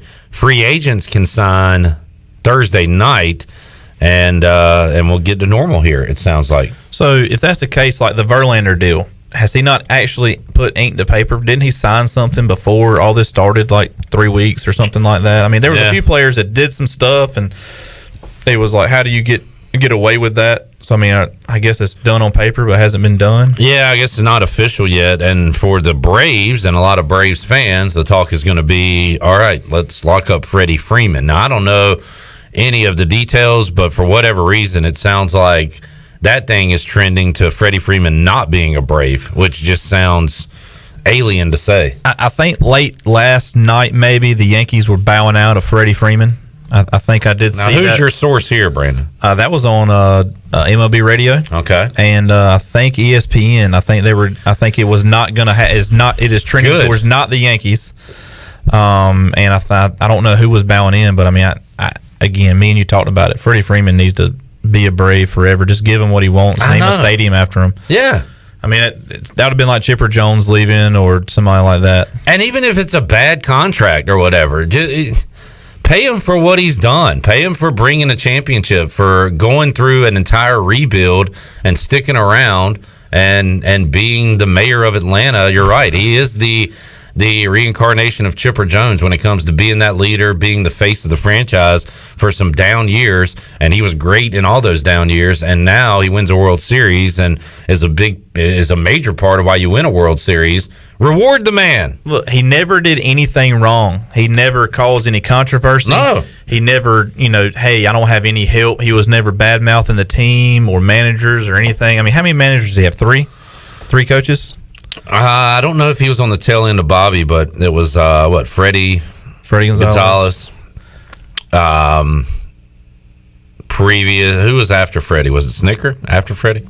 Yes. So maybe 3 if he was on the end of Bobby. 3 coaches, no complaints, no anything, no bad mouthing the team. Gets in there, hits his 300 or so a year, 30 home runs, plays great, Gold Glove first base, gets the job done, wins. I mean, don't give him an unbelievable set your whole person back all year long in your contract, but go ahead and give him something, make him stay, make him happy. Brandon is the equivalent to, and you got some buddies in the coaching field. Your phone rings more than a college basketball coach. And that's because he is the agent you need. His phone is always on. And when he leaves this radio segment, he's got a lot of calls to make. I do have a couple to make. You're a busy man. Jonathan was telling me about your awesome new office, Farm Bureau office. Is that the one like right near the Chick-fil-A? It is behind the Chick-fil-A. Yeah, I saw that. Sweet. Yep, doing very great. And across from Aqua Venture, right there. Great. I can get a few laps in if I needed to. How often do you do that? No, last time I jumped in the pool, it was like they started calling whales. So the Sierra, like the Sierra Club called in, said, we got a problem here. I mean, there was all sorts of stuff. Shirley, we missed out on Pirate Radio Outdoors. We had to speed round it yesterday. Can you hit the music real quick? We're going to go Pirate Radio Outdoors with Brandon Manning because I just overheard you talking to Troy. Dadgum? Dang. What you got going on tomorrow, Brandon? We have a company bird hunt every year. It's been rained out. We're going to go tomorrow morning. Great place in Snow Hill. There'll be 15 or so of us together. Then hopefully after that, it's going to be totally concentrating on the NC Strut Masters turkey hunting competition. Oh, yeah. Mm-hmm. When's that coming up? You have the Youth Pirate Classic on April the 2nd. I know Miles won't have me a problem saying that if you have a kid interested in doing something that's strictly for kids, Every kid gets something when they go. Sign your kid up. It's an amazing event for youth and outdoors. Even if they don't go turkey hunting, man, just sign them up. They get all sorts of freebies. And then the following weekend will be the Strut Masters Classic. Got a lot of guys coming in. I think Nate Hosey's coming back. Michael Waddell's coming back. I know they'll do a few tributes. So one of their co-workers and big Realtree guys had a leg amputated a few weeks ago. I think they're going to probably do something good for him. And it's just a good event. All around athletics good. I think I invited Troy last year, and he came for the free concert because it was like his first concert of COVID. Oh, yeah. I didn't hang out with him, though. He actually went around. He's like, oh, there's a bigger name on the other line, and walked around the corner. Bigger, better deal, yeah. Well, that makes sense. There's a lot of more people bigger and better than me. Brandon Manning joined us with a Pirate Radio Outdoors. Invited me. I said, hey, what are you doing? What are you doing this weekend? What is that? I had a VIP pass because they were a great sponsor. You didn't know what it was? You didn't even know what it was last year. I didn't even know you were there. What are you talking about? What are you talking about? I said, I got something like that. I don't even know what it's about. You weren't even going to go. I wanted to support Miles Midges in the great effort for the first year. It was an awesome concert. God. I saw you. I did see you like way in the back somewhere. Uh-huh. I'm trying to upgrade you this year. That's fine. I'll be on stage this year. All right, we're seeing who has the biggest Strut Master gun. Mic drop. All right, Brandon, before we let you get out of here, good news on the MLB front, getting back to normal, and good news, Pirate Baseball coming off a win, St. Mary's this weekend. Overall thoughts on the Pirates here as we head into the weekend? Pretty big. I think St. Mary's, has a new coach. They had a coach for like forever and a day retire. So I don't know anything really about them. I think we take in, we're going to get a sweep, break out, put a broom on the light pole this weekend. All right. Go ahead. I think LeClaire Lunatics on Twitter. Go ahead and put that out there. It's happening. Saturday is going to be a hard game. We don't talk about weather, right, Chandler? But Saturday is going to be probably won't be a real big high scoring event, but I feel like we'll get a win there too. All right. Well, Cliff Godwin doesn't want to talk about the weather. Never talk about the weather. He doesn't like the weather. I don't care about the weather. I can't control the weather. Don't want to talk about the weather. Brandon, you have another phone call, so we're going to let you go. I mean, are you really that? Did you tell people to call you to make you look like you're busy? No, it's 3 or 4 people from work. Look, my uncle he's with Farm Bureau too. He is constantly on the phone. It's crazy. So, I mean, and it's in my commercial. Everybody's got my cell phone number for a reason. I want y'all to get with me, just not when I'm talking to Clip.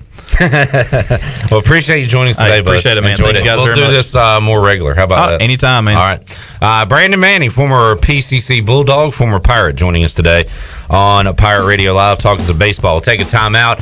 Down to the wire we go in the ACC tournament. We'll tell you what's going on with BC and Miami as they play out the final minute and keep you up to date on the other scores. Also, your thoughts on the future of Pirate basketball. Seeing some comments on that roll in. We'll talk about that and more when we return after this.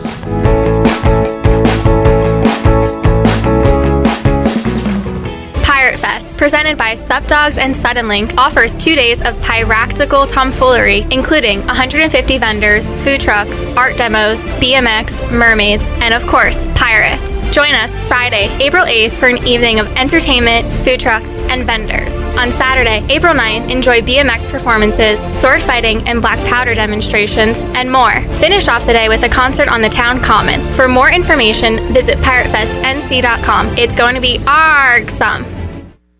You've worked hard to make your business successful, and that's why it's really important to always have a bank in your corner when you need them. This is former ECU baseball player Ashley Capps from First Bank, and our experienced team of local bankers includes Lee Watson, Bonner Latham, Chris Richards, Josh Hooten, and Heath Nisbet. To get the business services that are right for your business today, come and see someone on our team at First Bank on Arlington Boulevard here in Greenville. First Bank, together with our customers, we're creating a world where individuals and communities thrive. Member FDIC, Equal Housing Lender. Introducing new Bud Light Seltzer Hard Soda, Classic Cola, Cherry Cola, Citrus Soda, and Orange Soda. You hear that? It's seltzer with a pop of soda, all with zero sugar. Bud Light Seltzer Hard Soda, the loudest flavors ever. Pick up some new Bud Light Seltzer Hard Soda at your favorite retailer today. Bud Light, proudly distributed by Carolina Eagle Distributing since 1989, and the official beer of the ECU Pirates. The Rick House is Eastern North Carolina's premier American-style restaurant and bourbon bar with daily specials. And here's the lineup. Mondays feature $7 margaritas and half-price appetizers. Tuesday is stuffed seafood night. Wednesday is date night. Thursday is roasted smoked lamb chop night. Fridays is prime rib night. And Saturday is Italian night and is also Fred and Wilma night with our 36-ounce bone-in tomahawk steak just like the Flintstones. And on Sunday, it's our legendary brunch from 10 to 2. The Rick House, American Provisions and Spirits, 710 Red Banks Road beside the bowling alley in Greenville. Grow Rug 26 is coming to Greenville March 25th through the 27th. This is DJ Fossil from F3 ENC, inviting all men to sign up now for this leadership training event. The Grow Rug training events are designed to help men become high-impact men by reinforcing the F3 mission of invigoration of male community leadership. To register or to learn more, please visit f3enc.com. That's f3enc.com. Remember, you don't have to be great to get started, but you've got to get started if you want to be great. Chico's in downtown Greenville is celebrating 39 years in business all month during March with a special anniversary menu. Grab your amigos and enjoy blasts from the past menu favorites like Cancun oysters, chili dog, costillas, and the pollo limon. The celebration doesn't stop with your favorite Mexican food. Drop in for one of those famous Chico's margaritas in the bar or outside on the patio. Hurry in, the celebration menu ends March 31st. Chico's, where the fiesta never ends. Hello, Eastern North Carolina. If you're looking for a great place to work with competitive pay and advancement opportunities, Pitt County Schools is hiring. We employ over 3,000 people, and we're one of the largest employers in Pitt County. Pitt County Schools is currently seeking teachers, bus drivers, school nutrition personnel, facility staff, custodians, clerical staff, and more. We offer advanced leadership opportunities for our educators and competitive pay for our skilled labor force. Come work for a diverse, thriving school system and be an important part of ensuring success for the students of Pitt County who are the future of Eastern North Carolina. To fill out an application, visit our website today at pittschools.org. That's pittschools.org, or go directly to our job postings at bit.ly/PCS employment. That's bit.ly/PCS employment. Pitt County Schools, engaging, empowering, and elevating every student and every staff member every single day. This is Coach Blake Carroll, Defense Coordinator for East Carolina Football, and you're listening to Pirate Radio, the voice of the Pirate Nation.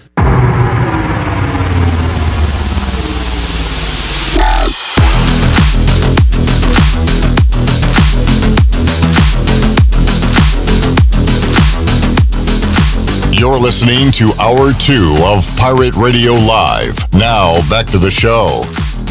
Welcome back. Hey, St. Patrick's Day is right around the corner, and there's no better way to celebrate than with your friends at Christie's Europub. Next Thursday, March 17th, Christie's Europub on Jarvis Street in Greenville will have a full day of fun starting at noon. As always, Christie's will have awesome food and drinks for you to enjoy, along with live music from the Still Shakers.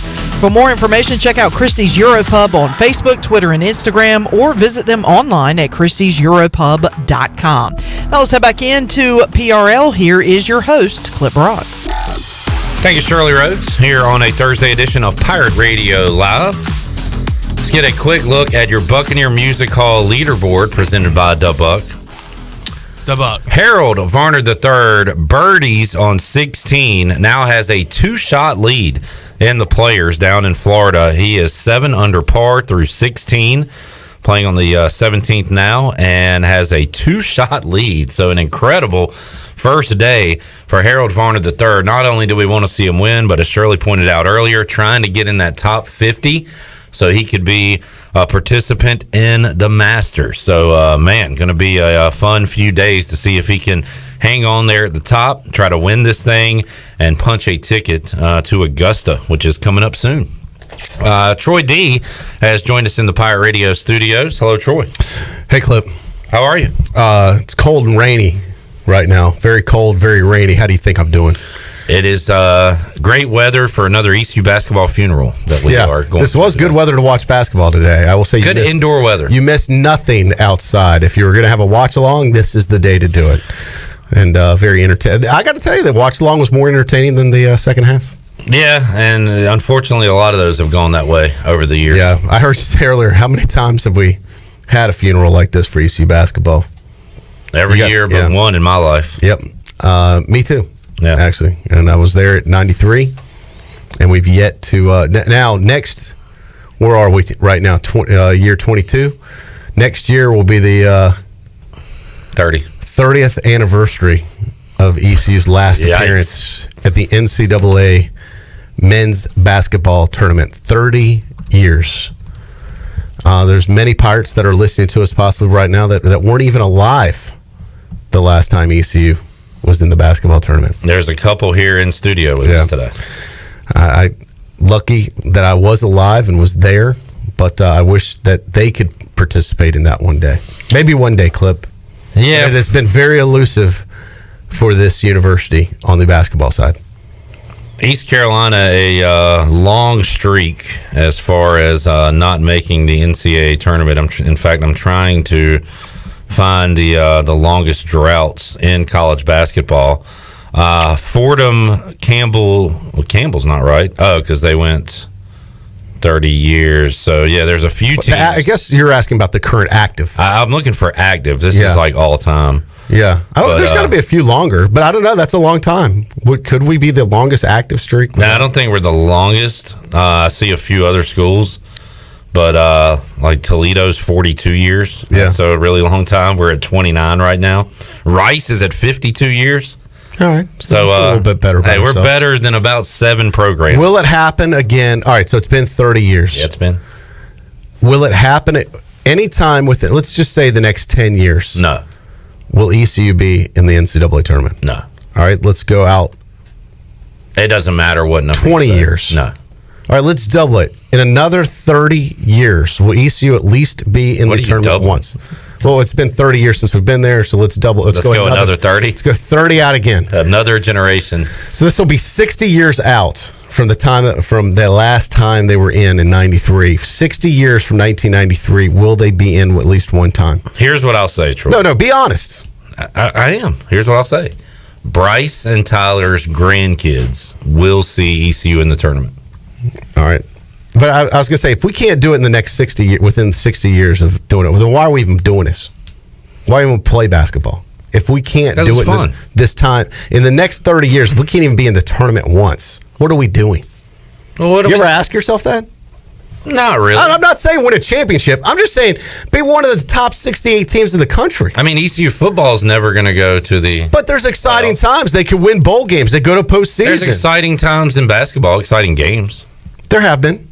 That's why you do it. But why not get to baseball gets to postseason, football gets to postseason. I'm not on the get rid of the program stuff. That's I know we're not going to. I'm just saying that what are we really doing if we can't even get to we can't even get to the damn NIT, Clip. You're the one having a funeral earlier for this season. It's over, man. It's over. Yeah. Yeah. And this is the way I'm dealing with the grief, okay? All right. I feel like you're going I want to pep this up a little bit. I'm sorry. I'm getting a little angry. I want to brighten this up a little bit. You mentioned Bryce and Tyler. Isn't it today their birthday? It is. Happy birthday to the twins. You usually have them on the show. I know. And you know what? You know what? This would have been a great day to do it. I saw you post on Facebook this morning. I was like, well, because the baseball practice got canceled. I was, yep. This would have been a good, I guess it's not too late, but I didn't talk to you about it. Yeah. I got nothing going on. All right. I can make a call and see if they can come into the 5 o'clock hour. I'm good either way. All right. Let me make a call and see if we can. They are funny to talk to. See if Tony can swing by and pick them up. Uncle Tony. Uncle Tony. What's going on, Tony? I did check with Tony to see if he had a ride. Oh, no. Because he stiffed me for the baseball game. Did you hear about that? No. We'll tell that story on the air. How about that? Okay. Sounds good. Happy anniversary to Pam and Clip Brock. Celebrating their wedding. Oh, happy anniversary. Yeah. How many years? How many years? Send me a text and let me know. It's been less than 30. Yes, man. If my what's the bigger drought? My parents' wedding when that took place, or ECU going to the tournament? Bad news on the what the hell happened on the Buccaneer Music Hall leaderboard presented by DeBuck. Harold Varner III just went from 7 under to 4 under. Jesus! In one hole, and he is now in triple bogey in second place. Good God Almighty! Jeez. So now everything's falling apart, Troy D. If Harold can't win, why even play? What is he even doing out there? Exactly. That's how I feel. Put the clubs But he on. has one, at least. Not in the... In this year, not in he's this, won. Not in this country. Not on the PGA Tour.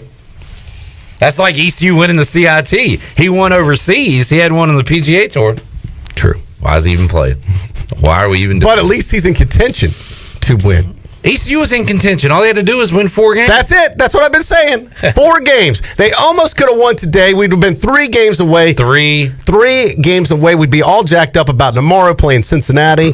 The dream was within reach. We talk about ECU being 60 feet, 90 feet from Omaha. ECU would have been 60 minutes away from the tournament, Troy D. That's it. 20-minute basketball games. 3 games will be 60 minutes from the... If they'd have won today. You still don't have me? If they'd have won today, they got 3 more games to play. Yeah. Actually, there's 40 minutes. I was going to say, I think there's 20 minutes and a half. You know what, Troy D? Let's go 100. That's why I was looking at you a little weird. I was going to just let you continue to talk and run the sscenario. ECU is such a one-half only team that I forgot basketball games are 40 I was minutes. like, 20-minute games. Those would go by fast. Now, I didn't know they did 10-minute halves, but, I'm not keeping up with all the rule changes. Why you had that look on your face, and it was well-deserved. But your point was ECU would have been 120 minutes. 120 minutes away from the big dance, Correct. which still is an interesting stat to consider. Man, that would have been exciting. Right now, we have a nice one going on in Brooklyn. Miami and Boston College tied up at 69 with 1:03 left to go in the game in overtime. I tell you what, Studio B rocking and Some rolling too. confusion in the production room there. Troy D, are you? Have you watched any college basketball outside of East Carolina this year? Not much, I'll be honest. So you're ready for your bracket? Very little. Absolutely. And Unless usually you know the the more years, you know. honestly, the years I watch and pay attention the least is the years I do the best. Which it's kind of like the NASCAR pool. Let's be honest. You never. I mean, when are you ever into college basketball? I'm telling you, Clip, my method. I don't even research. I don't look at it. Just go by gut feeling. I try and get it done as quickly as possible. Usually, it still takes time even to write it out. And because I go quickly, there was a dispute last year that almost cost me a championship. And Cheryl, I want a different judge this year. It cost you a championship Because you know who I meant to put down. But I'm going to be very specific this year. Yeah, write the team's name. I'm going to write the team's name, and I'm going to circle the team that I think is going to win, so there's no confusion. I'm going to it's like those websites that a social media thing. You have double. What do they call it? Double verification. I'm going to double verify my bracket this year, so I don't have to have Shirley be the judge and jury and rule against me. Because there's a bias against me. Okay, first of all, it's not my fault that your W's and your N's look the same, number one. Number two, Jonathan was the one that said I was going to be the one. Okay, Miami must have scored. Oh! Yep, Miami won. Oh, we got a buzzer beater. Got a buzzer beater. At the buzzer. Let's see. At the buzzer. Let's see. Hold on a second. Nope. How They're about shaking that? hands. They're shaking hands. A layup at the buzzer on a breakout. What a finish. And I'm glad we interrupted that conversation because I'm tired You of know it. what? To make it easy, why don't you just have it typed in so there is no You could do it like online. Online, But type it in and then Troy's print a it. traditionalist. He likes the pen to paper. Right? Yes. I know. Yeah, because you like to put it up at 11:59:59 when it has to be put up at noon. That's awesome that the mascot gets to celebrate with the team. The mascot was like leading the in the team in the hallway. locker room. I wasn't. Folks, this right here. All right, Chandler, say it. This is March. Thank you. Troy, it's funny. I was listening to a show every day, Pick Central from Barstool. They were talking about their picks for the night, or they might have just been having a... All right, the mascot's shaking everyone's He hand is as getting comes- all as the he comes into the camera locker time here. room. That's hilarious. They were having a conversation. Sebastian's having the best day of his life. They were having a conversation about college basketball. So the discrepancy was between Iowa and Iona. By the way, Iona, which I think they might have lost in their conference tournament, but they're really good. Their coach is Rick Pitino. That was the game last year. Right. The Yeah. two teams that you got the thing mixed up on. And on that show, they were having a conversation, and they said Iona, and the host thought they were talking about Iowa for 2 minutes. So they did it verbally. Yes. Yeah, it was the same problem. And I remember we went over your defense. We had a whole courtroom situation. And I had a lot of people weigh on my side. There were people that felt the other way. And I totally hear your a split. argument. It really split the Pirate Nation, unlike anything I've seen since the Confer era. we lost some listeners. We gained some listeners. It was a tough time. It was a crazy moment. But you're not the only person that's had the Iowa-Iona issue that happens across the college basketball. Boy, that mascot, that is epic mascot right there. That is incredible. So he gets in on the immediate celebration. Like he's in the epicenter of it. Not leads the team down the hallway. Still He's there. still in the camera. Are there 3 of these things? He's with the coach. That is incredible. How the hell do you know that? And what is it? A duck? What is the mascot? Well, he's an ibis. What the hell is that thing? I believe. Because they're a hurricane, but a hurricane's not really a mascot. So sometimes Troy D surprises me with the things he knows. Sebastian, including I is a duck. The name of the Hurricanes mascot, it is Sebastian. Yes. Yeah. It's written on the back of his jersey. No, I think he had it. I've seen him, but it's Sebastian the ibis. So ibis is like a brand, is like a variation of a duck. I'm going to go with IBIS. I'm going to say it's some type of waterfowl. Yeah, there you go. Which he doesn't look like that. No, necessarily. Right, but it is a duck. I wonder if Bryce has ever shot an ibis. Probably. He's probably shot a little bit of everything. Dang. Ibis in the back. And I was in the stand. And Anna told me we were in the Everglades that day. And I didn't know what the hell it was. You started flying towards me, and I just shot it. The gator bit my boat, bit my motor. Had to get a new motor. But I felt bad. It's on the protected species list, so I'm not supposed to talk about it. There you go. Pirate Radio Outdoors. What do you got, Chandler? Oh, I was just going to say, we mentioned the boys have their birthdays today. Bryce and Tyler Dreyfus. We have Pam and Clip Jr.'s anniversary. Yeah. And then also happy birthday to Chico's. Oh, Ole. I went there last night, and I ordered off the birthday menu. Polo Limon. Chico's, happy birthday. Your 39th birthday. Good. I'm telling you, here's the insider play. Get the Polo Limon. Which is chicken and lemon. Chicken. It's this thin, it's I don't know how they do it, but it's like this lemon chicken that has this just incredible kind of coating on it. And not a crust, but like I don't know, maybe it is kind of like a crust almost. It's incredible. But it's very thin, but it's big.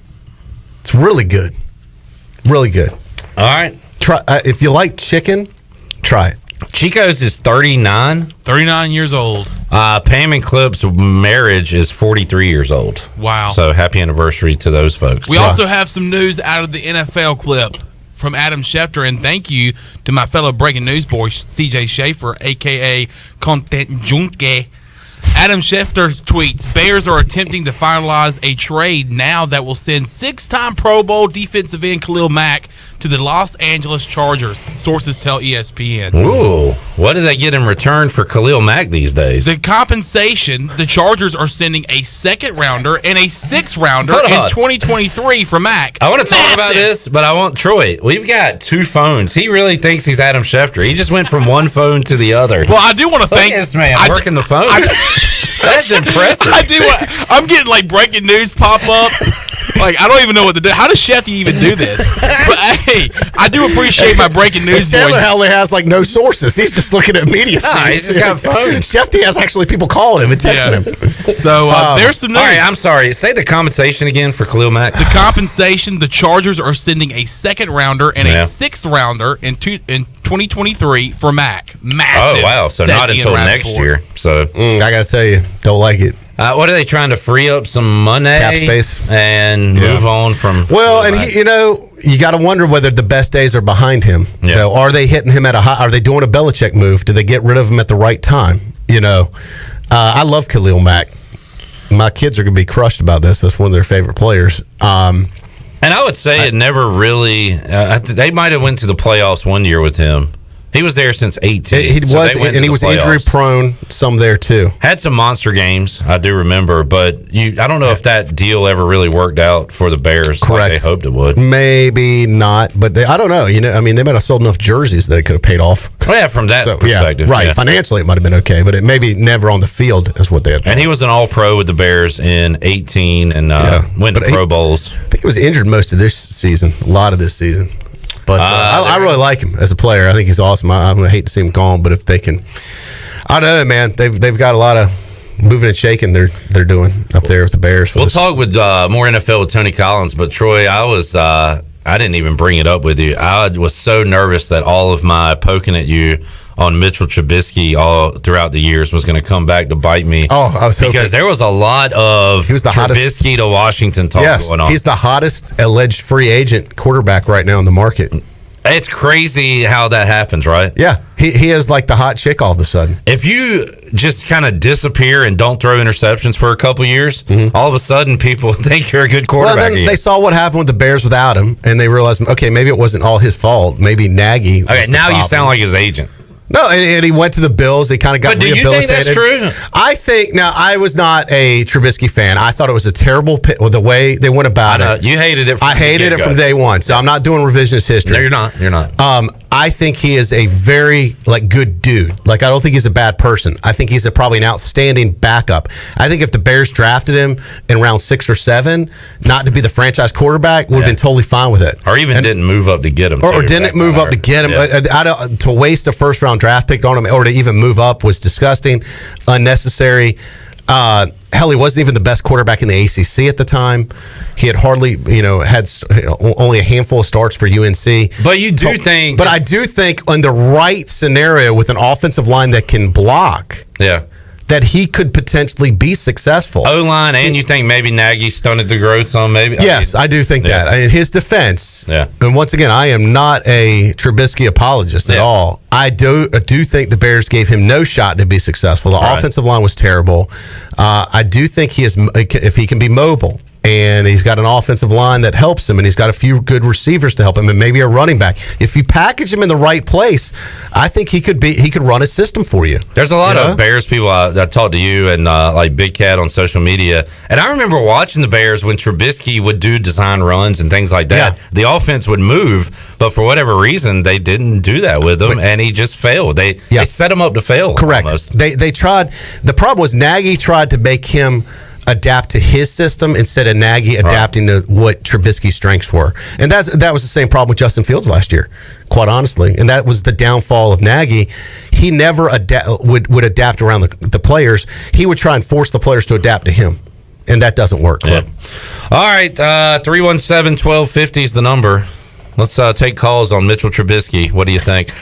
Tony Collins going to join us coming up in hour 3. Troy D. Where's Trubisky going, by the way, that they said? I've heard Giants. Any other teams out there? I thought, was Panthers one of them at Panthers? One time? I've read I've seen some headlines that they're in the mix. Could be. Could he be coming home to Carolina?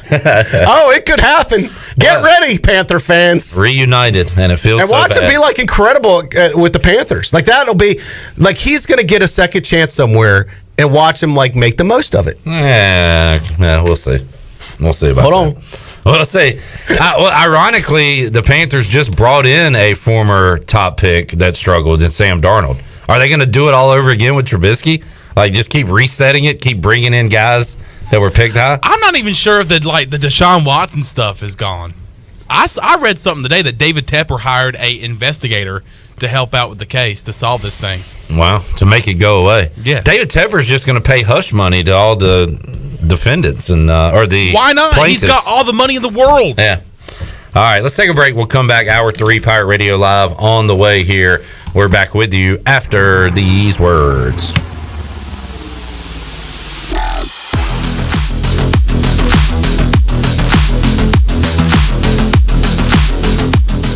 In studio with Jeff Stein from Brown and Wood. What's new, Jeff? For 2 years in a row, we've been voted #1 in Greenville, so we're super thankful. For 2022, we've decided to make it the year of the customer. We're taking more COVID health safety protocols with some personal test drives where, you don't have the salesperson riding along with the customer. It actually makes them a little bit more comfortable, and they can take a drive and kind of go where they want to go and drive it how they want to drive it. Brown and Wood, your #1 dealership in Greenville and the home of the lifetime powertrain warranty. Hey Pirate Nation, Lindsay Gray here with Carolina Caliber. In 1960, my granddaddy started his firearm business right here in Eastern NC. Still family owned and operated, we have the area's largest selection for outdoor shooting sports and accessories and are one of the nation's top firearm dealers. At Carolina Caliber, we have everything you need from hunting, home defense, and personal protection, including a wide variety for ladies and youth. We buy, sell, and trade. It's a time-honored tradition. Visit us at Carolina Caliber on Fire Tower Road in Winterville. Kinetic Physical Therapy and Wellness is hosting its annual Live Well Half Marathon, free 5K, and free 1 mile fun run on Saturday, March 12th at Greenville Town Commons. Whether you're a professional runner or a first-time runner, this event allows you to experience the benefits of exercise and healthy living with your Pitt County community. All courses are U.S. track and field certified and safe. From vendors to half-marathon finisher medals to an official award ceremony, this family-friendly event provides a fun and vibrant atmosphere. Come out and have a good time. Register today at kptonline.com. Hey Pirate Nation, this is Tom with Team Coop Strong. We want to invite you to the Coop Strong race on March 19th. This unique race has a 4-mile course, a ruck division, and an awesome after party. Proceeds support the local nonprofit Coop Strong, which provides financial support for those fighting ALS, scholarships in memory of Dr. Nelson Cooper, and funding for ALS research. You can sign up at runtheeast.com and follow Coop Strong on Facebook for all of the details. As always, we appreciate your support, and go Pirates. Hi, this is Jeff Charles, and welcome inside the booth. Some college basketball teams that have had great seasons under the radar. We'll name them next. I'm Clip Brock. I'm Chandler Honeycutt. I'm Shirley Rhodes. Join us every weekday from 3 to 6 for Pirate Radio Live. We'll keep you up to date on everything going on with ECU Athletics and make you a winner each and every day when we open up the Pirate Radio Booty Bag. You can hear the show streaming online, on radio, and on social. Catch us weekdays on Pirate Radio Live from 3 to 6, right here on Pirate Radio, the voice of the Pirate Nation.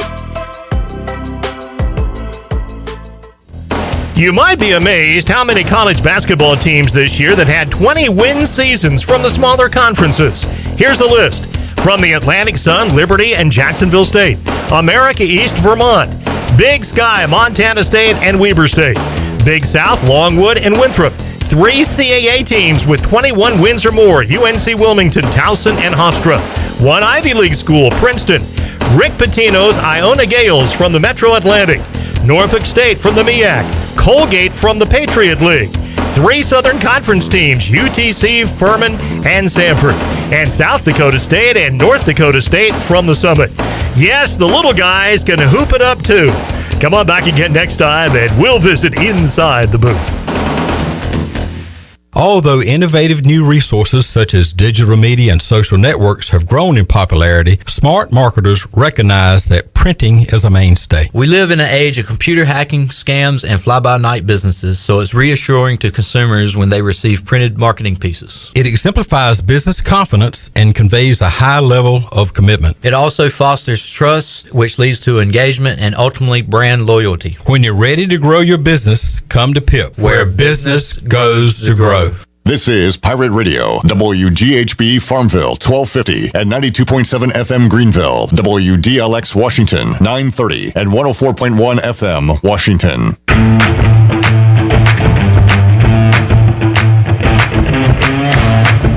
You're listening to Hour 3 of Pirate Radio Live. This hour of PRL is brought to you by Bud Light, reminding Pirate fans to stay in the game and drink responsibly. Bud Light, the official beer of the ECU Pirates, and proudly distributed by Carolina Eagle Distributing since 1989. Now, back to the show. Welcome back. Topo Chico Hard Seltzer, the only hard seltzer inspired by Topo Chico Mineral Water's legendary taste. Topo Chico Hard Seltzer is gluten-free and contains only 100 calories. Topo Chico Hard Seltzer has an ultra-refreshing crisp taste with real lime juice and tequila flavor. Look for the Topo Chico Variety Pack today at your favorite retailer. Topo Chico Hard Seltzer is proudly distributed by Coastal Beverage Company. Please drink responsibly. Now let's head back in to PRL. Here is Clip Brock. Alrighty, back with you here on Pirate Radio Live, hour 3 of today's show. We've been broadcasting for a while now. We started at 1 o'clock with our ECU basketball watch-along. East Carolina season comes to an end with a loss to Cincinnati today in Fort Worth, Texas. Pirates were right there. They led for a lot of that second half and just hit a major drought at the end of the game and couldn't get anything to go, and they lose today, and their season, Troy D, comes to an end. Yeah, a little cranky today, Clip. I want to apologize in advance. You know, Pirates lose. Basketball season is died for this year, once again, for ECU. It is cold and miserable outside, but I'm trying to keep it positive. We're only 2 days away from daylight savings time, where the clocks will spring forward, and we will gain an extra hour of daylight in the evening. I'm very excited about that. Hopefully warmer temperatures will return next week in clear skies. And it is my son's birthday today. The twins turned 14. And breaking news, Clip Brock, thanks to you for reminding me about this. I don't know how I forgot. And I think I forgot because the schedules weren't supposed to align like this. Tyler's supposed to be in baseball practice, and we weren't going to be able. But since baseball practice got canceled, they're actually available to be on as guests with you today. I think you forgot it's your kid's birthday because the only thing you've been looking forward to is the clocks moving. That has been the biggest life. I have been a little obsessed with that. Probably an unhealthy obsession, quite honestly. Definitely. But I did remember it's their birthday. Okay, good. Good to hear. And speaking of things guess that who also else put me, remembered? things that also put me in a good mood. Touchdown, Tony Collins. Right when we think he forgot, In the house. he sneaks in like Batman. Where did you come from? Like, seriously, did you even see him walk in? He snuck in. Man, you are sneaky. I'm here. Good to see you. Good to be here. With that big, bright yellow shirt on, too. Trey, you mentioned Batman. Are you and the kids going to go see Batman and things? Clip, get it right. It's the Batman. The Batman? Why is it the? That's what they the name call of the it. movie. That's the name of the movie. The Batman. I'm fine waiting till it's on Netflix. Yeah. But if they wanted to go, I'd go see it. But they're not big into movie theater stuff. Like, I've tried to, I like going to the theater, actually, in these new theaters that, you have the cushy seats that recline. You have reserved seats. You don't have to get there super early, But they don't care about that. They're so used to watching stuff on their iPads or phones or will watch movies on the big screen at home that they don't care about the movie theater experience. Are you or them into the superhero stuff? Because there's tons of those movies. No, and that's another thing. They're not particularly into those, so that's not their thing. I want to see it, but I'm like you. I'll definitely wait till it's on HBO Max or Netflix. Or we did watch the Batman with the Joker one with the that one like with Jack Nicholson. No, the guy that died. That was really Heath Ledger. Yes, that's the best Batman. We movie. watched that Batman not too long ago. That is a great movie on net a couple weeks ago, and it was that's a long movie. We actually had to break it up in 2 days because it was so long. Very dark.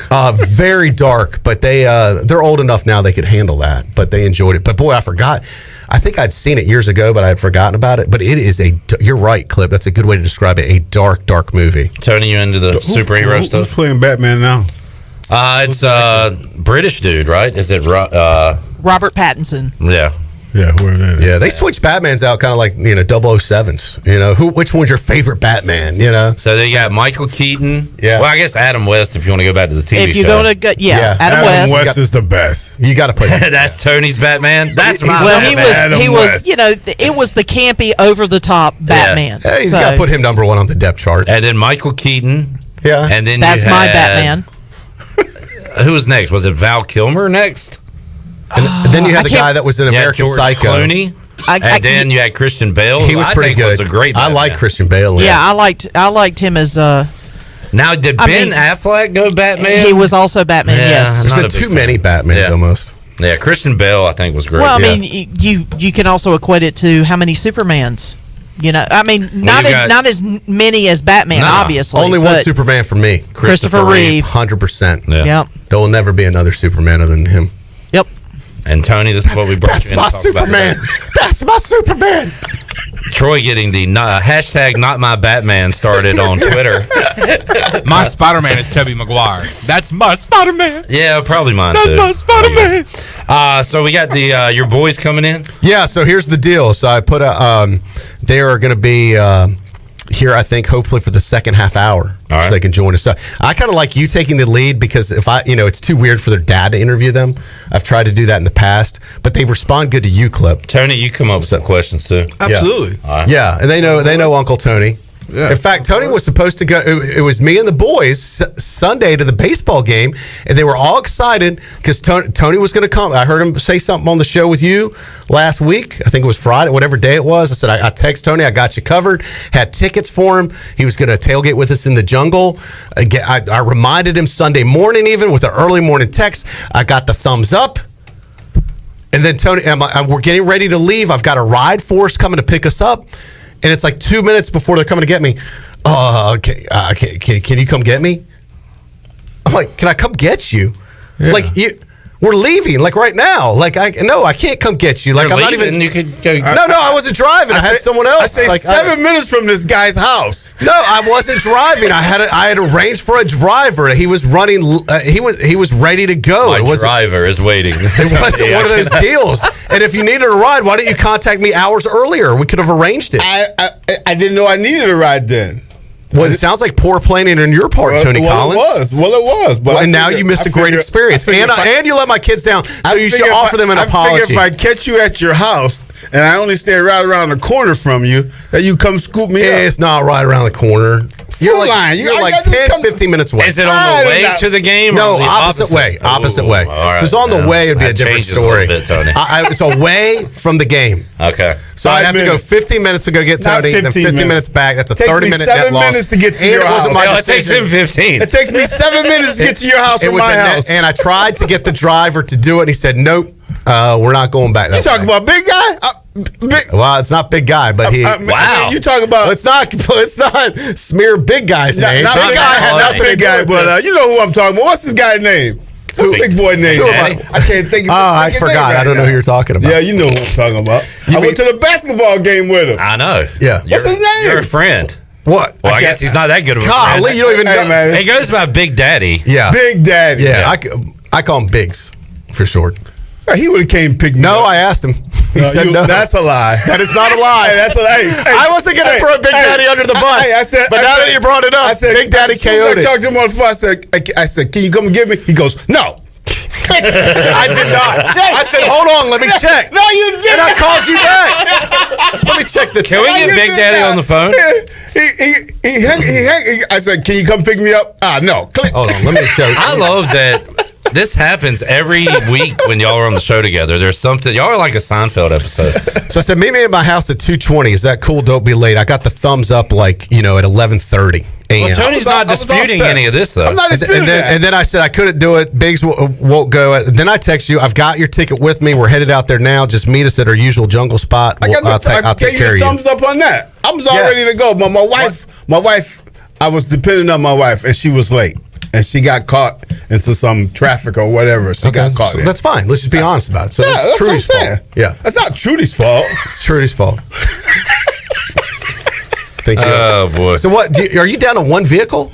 Yeah, man. What happened? I told you I got in an accident with my car a long time ago.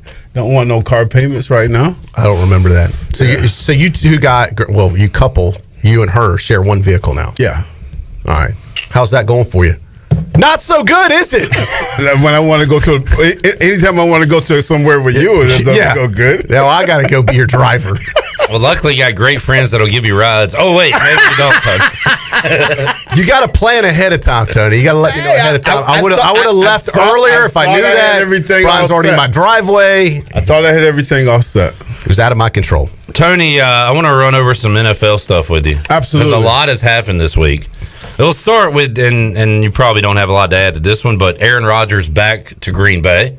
Did you think he was going to go anywhere else? I thought he was going to retire. No. I seriously thought he might have. That was a more of an option than him going to another team. Correct. I didn't think he'd go to another team. I think he'd say, you know what, I'm done. I'm just going to go do something else. I'm going to focus on the Bears ownership and try and be the Jeopardy host again or something. Yeah, do the Alex Trebek. Yeah, which is so weird, by the way. Isn't that a weird thing that's what he wanted to do? As opposed to playing football? Yes, yeah. This thing that's so bizarre. Well, that's an easy way to make a lot of money and not get hit and not have to worry about people. I don't feel he's a fit for Do Jeopardy. you really think he wanted to do Jeopardy instead of football? Yes. I think he was trying out for it to try and do it. Yeah. Really? Yeah. He didn't get it, but yes. Okay. Russell Wilson to the Broncos, Tony. I think it's a great deal for him. He'll go to a team that can win, because he's not going to win in Seattle anymore. Well, they are blowing the whole thing up other than Pete Carroll. Looks like he's staying, but they're releasing Bobby Wagner. Now they have nobody left from their Super Bowl team. Wilson and Wagner, the last two, they're going to be gone. But how about that division? You've got Russell Wilson in Denver, of course, Mahomes in Kansas City, Justin Gilbert Chargers, and Derek Carr Raiders. That is a stacked division of quarterbacks, and the Chargers are about to get better, apparently, because the breaking news is the Bears are about to trade Khalil Mack to the Chargers. I didn't hear that one. Yeah, that just happened moments ago, so I'll give you a pass on that one. But, boy, that hurts my heart. It really does? I love Khalil Mack, man. I really do. Yeah, but he wants to go to a winning team, man. Well, you know what? I think they are building the Bears into a winning team. And I'm not saying it's going to happen next season, but it very well might. Well, it signifies to Troy that maybe they think they're further away than they are. And they're building for the future. Right. And let's get some of these old guys off the roster and let's build it fresh. What you got to do, go ahead and rip the Band-Aid. And so I respect that. But I'll tell you what, everything I read about this new management team with the Bears, they're going to be going places. Think so? Yes. In the next 5 years? Troy. Yes. Why are you next doing 5 this? years. In the next 5 years, you think the Bears are going to be doing something? Oh, heck yeah. Really? Absolutely. Well, it depends on who's their quarterback? Who's their quarterback? Justin Fields. You think he's going to be I think they're going to bring the pieces around him. They're going to get the offensive line right. I think they're going to develop him the way they need to. And I think the future is very bright for the Bears. I would not be saying that if they didn't make a change where they in the front office and with the coach. I also read, I believe they did not franchise Allen Robinson, so he's going to be a free agent. So they really are. It sounds like they might struggle here in the short term, but try to build something long term. Yeah. Tony, less than 5 years they'll be relevant. Less than 5 years. You heard that. Mark it right now. Less than 5 years. Yes. I also remember when he was like, I don't care who we bring in, I'm not gonna go crazy. You can't win the press conference. I don't care about that. And now you love all these guys? Why do you like these guys so much? I feel like they're making some good power moves in this offseason. He's optimistic. That's fine. It's fine to be optimistic. Right. Yes, I just don't want you to get sucked into the trap again. I'm going to calm back down. Be like me, Troy, and be totally negative. Clip, that's the reality check I needed. You're right. I'm sorry. I was getting a little too hyped. You guys got Carson Wentz now. Why should I be excited? Why do you say it like that? I think Carson Wentz is a good quarterback. I don't know what to think about him. He's better than any quarterback you guys got on your team right now. That is a fact. That is true. He was 27 touchdowns, 7 interceptions last year. That's not bad. That is good numbers, but he's still a turnover machine. He's hurt a lot. I don't know how to feel. But what you said is true. He's better than what they had. Yes. I guess we swung and missed for Russell Wilson, so we end up with Wentz. You get a good offensive line and a good running back with Carson Wentz. He'll take you guys at least. Take us where? Second round in the playoffs. Okay. Hey, look, Tony, I would take that after years. You guys already got a good defense. Yeah. Second round into the playoffs. All right. Any other big NFL news? What am I missing, Chandler, that happened this week? There are some Deshaun Watson talks heating up again. There was some Pittsburgh, Carolina. We're still kind of waiting to see what happens with the lawsuits and the civil cases and all that He's stuff. got a cloud hanging over his head with that stuff. You take a risk with Deshaun Watson. You don't know what's going to happen with that stuff. Yeah. It's too much uncertainty. I think he's a great quarterback. Let me say that. You know me, I wanted the Bears to draft him, instead of Trubisky. But with all this stuff going on, if I was an owner in the NFL, I'd almost want this resolved before I got. Well, how long is it going to take for him to figure out how many girls he was with or not? I mean, it's been forever. A year now. I think he's figured it out. I think it's the judicial system. Yeah, but that's what I'm saying. They can't figure this stuff out. Get somebody in there and help this guy. A lot of girls. Yeah, I mean, and no NFL team would make a move, I would think, until that's settled, right? It would be too big of a risk. Of course. I would think so. Yeah. Unless you put that in the clause, but then do you run? I don't know. Is it too much baggage to sign right now with it being unresolved, and then you bring that into your franchise. I don't think nobody's going to touch that right now until this thing is resolved. But I just don't understand, why does it take over almost 2 years to get this thing done? Yeah. That to me is just crazy. Troy, did you see the Jerry Jones news? I did not. A 25-year-old woman is suing Jerry Jones, alleging that the billionaire paid her mother hundreds of thousands of dollars in 1996 to conceal that he was the girl's biological father. Really? A secret that the lawsuit says she has carried her entire life. Wow. Well, I guess a simple DNA test would be able to prove that true or not. Correct. Or a Maury Povich show. Yeah. Am I the father? Jerry, you are not the father. He gets that would be a Maury Povich I would watch. Yeah. Boy, they should do that for like a week. Celebrity Maury Povich shows, where you take all these celebrities that have been claimed like to be fathers of these kids. At the age of 1, the girl was bound to secrecy by a confidentiality agreement signed by her mother, according to the lawsuit. Now, what tendencies do you think she has that gave it away that she's related to Jerry Jones? Does she talk like this? Does she say... She loves some glory hole. Shirley, do we have any Jerry Jones phrases that the girl... I want me some glory hole. Oh, dear. Yeah. Wow. Maybe that's what gave it away. Yeah. You never know what's on the other side. All right, moving on very quickly. No, so how did this end? What's the story? There's no end. Let's see. Jones denied in settlement documents that he was the biological father of the child, but he paid the woman $375,000 in exchange for confidentiality and had a lawyer set up 2 trusts for the girl. Wow. I'm just saying, if you truly got nothing to do with it, you don't do that. Yeah. So there's got to be a chance that she is. So that means he obviously hooked up with this woman back then. It's not a chance. That's he his did. daughter. The question is whether it's his daughter or not. It is his daughter. Nobody's going to give out all that money if it's not his daughter. Jerry's like, look, I got Steven over here cleaning my glasses. I can't handle another kid around me bothering me. Just keep this one secret, okay? So what's the verdict on this? Is she going I don't think there is a verdict. It just came out. Yeah. This has happened. This news came out last night. Okay, so there's no like lawsuit or anything like that. It's just news that he's the father potentially of this girl. A Texas judge ordered the case sealed this week after a motion filed by Jones's lawyer. So I don't think we have a resolution yet. Yeah, they'll figure it out about 2 years from now. Wow. You're right. Exactly. Jerry Jones with a love child out there. So there you go. 1990. Hey, those were the glory hole days, Troy. Those were the Super Bowl days. Yeah, he was probably... People were throwing themselves He was at having a big old time in the mid-90s. You saw... What was that book that about the... Boys Will Be Boys? Yeah, Ellerby was telling me about that. I feel like I read it as much as he's told me about it. A lot of... if there was a book I was going to read about the Cowboys, it would be that one. Tony Collins wrote about his life. Turns out it was nothing compared to Michael Irvin and those guys in the mid-90s. Boy, you were like a Girl Scout compared to those guys. So there you go. All right, let's take a break. Troy, I believe our boys are here. Bryce and Tyler are in the building. This is actually their birthday. Sometimes we do it around their birthday. As fate would have it, the schedules have lined up. Practice was canceled. School is out. We can get them. And usually we tape this clip because we're not sure what they're going to say. We're going out without a net right now by doing this. But if you think it's okay, we'll do it. Should we have them stand here? How do we do that? That's fine. We'll put 2 on the spot. Okay. All right. Shirley, don't go anywhere. This is going to be classic. Cheers for classic radio. We got one. We have to bump you, Tony. We don't want to do that. Don't bump me. Yeah. Can we get a rim shot ready, Shirley? Cowboys fan Kenny Curling says there's no doubt Jerry is the father because he's been screwing us Cowboys fans for years.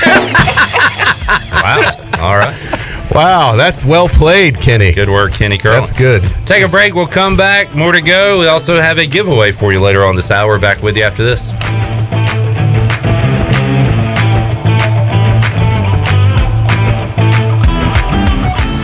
Hey, Troy D here with my good friend Kelvin Rawls from Pest Tech. Kelvin, I just want to thank you and Chris and all the great folks at Pest Tech for such awesome service. You totally eliminated the mosquitoes in my backyard, plus the fire ant problem I was having in the yard. Hey, you're certainly welcome, Troy. I have heard the same thing from all of our customers through the year of COVID. With everyone being home, they want to enjoy the outside and being mosquito, fire ant, and pest free. Enjoy all your property from the kitchen to the curb. Visit pesttechofgreenville.com today for complete service.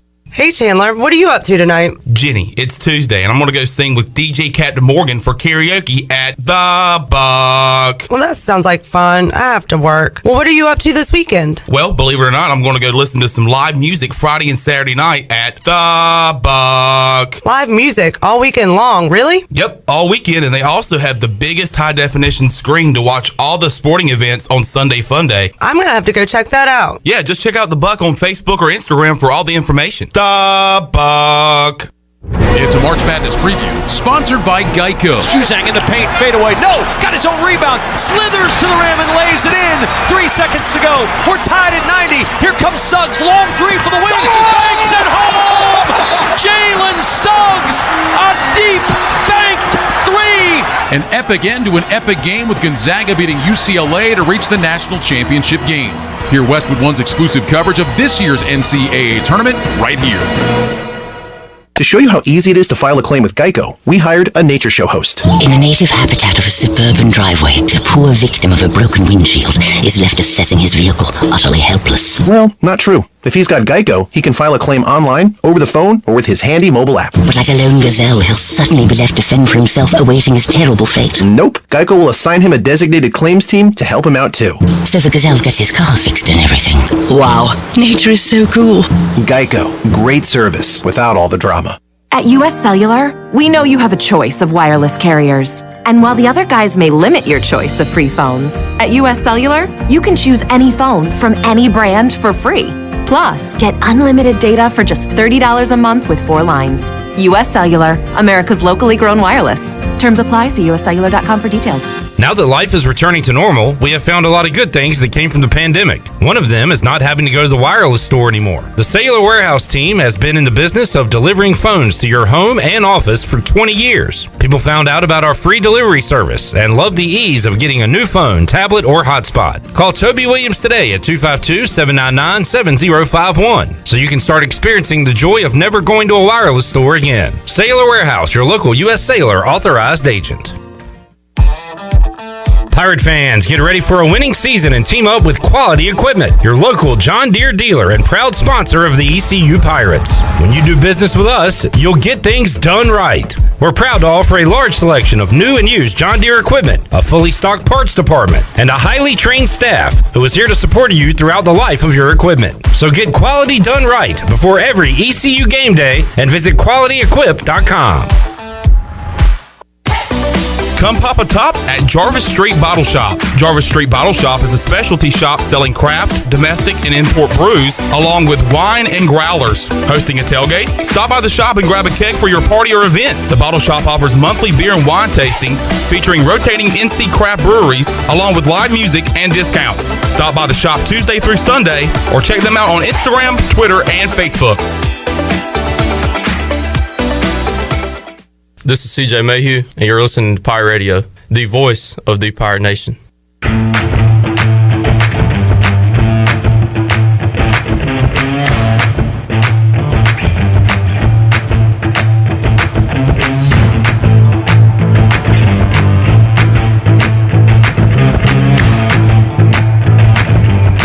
You're listening to Hour 3 of Pirate Radio Live. This hour of PRL is brought to you by Bud Light, reminding pirate fans to stay in the game and drink responsibly.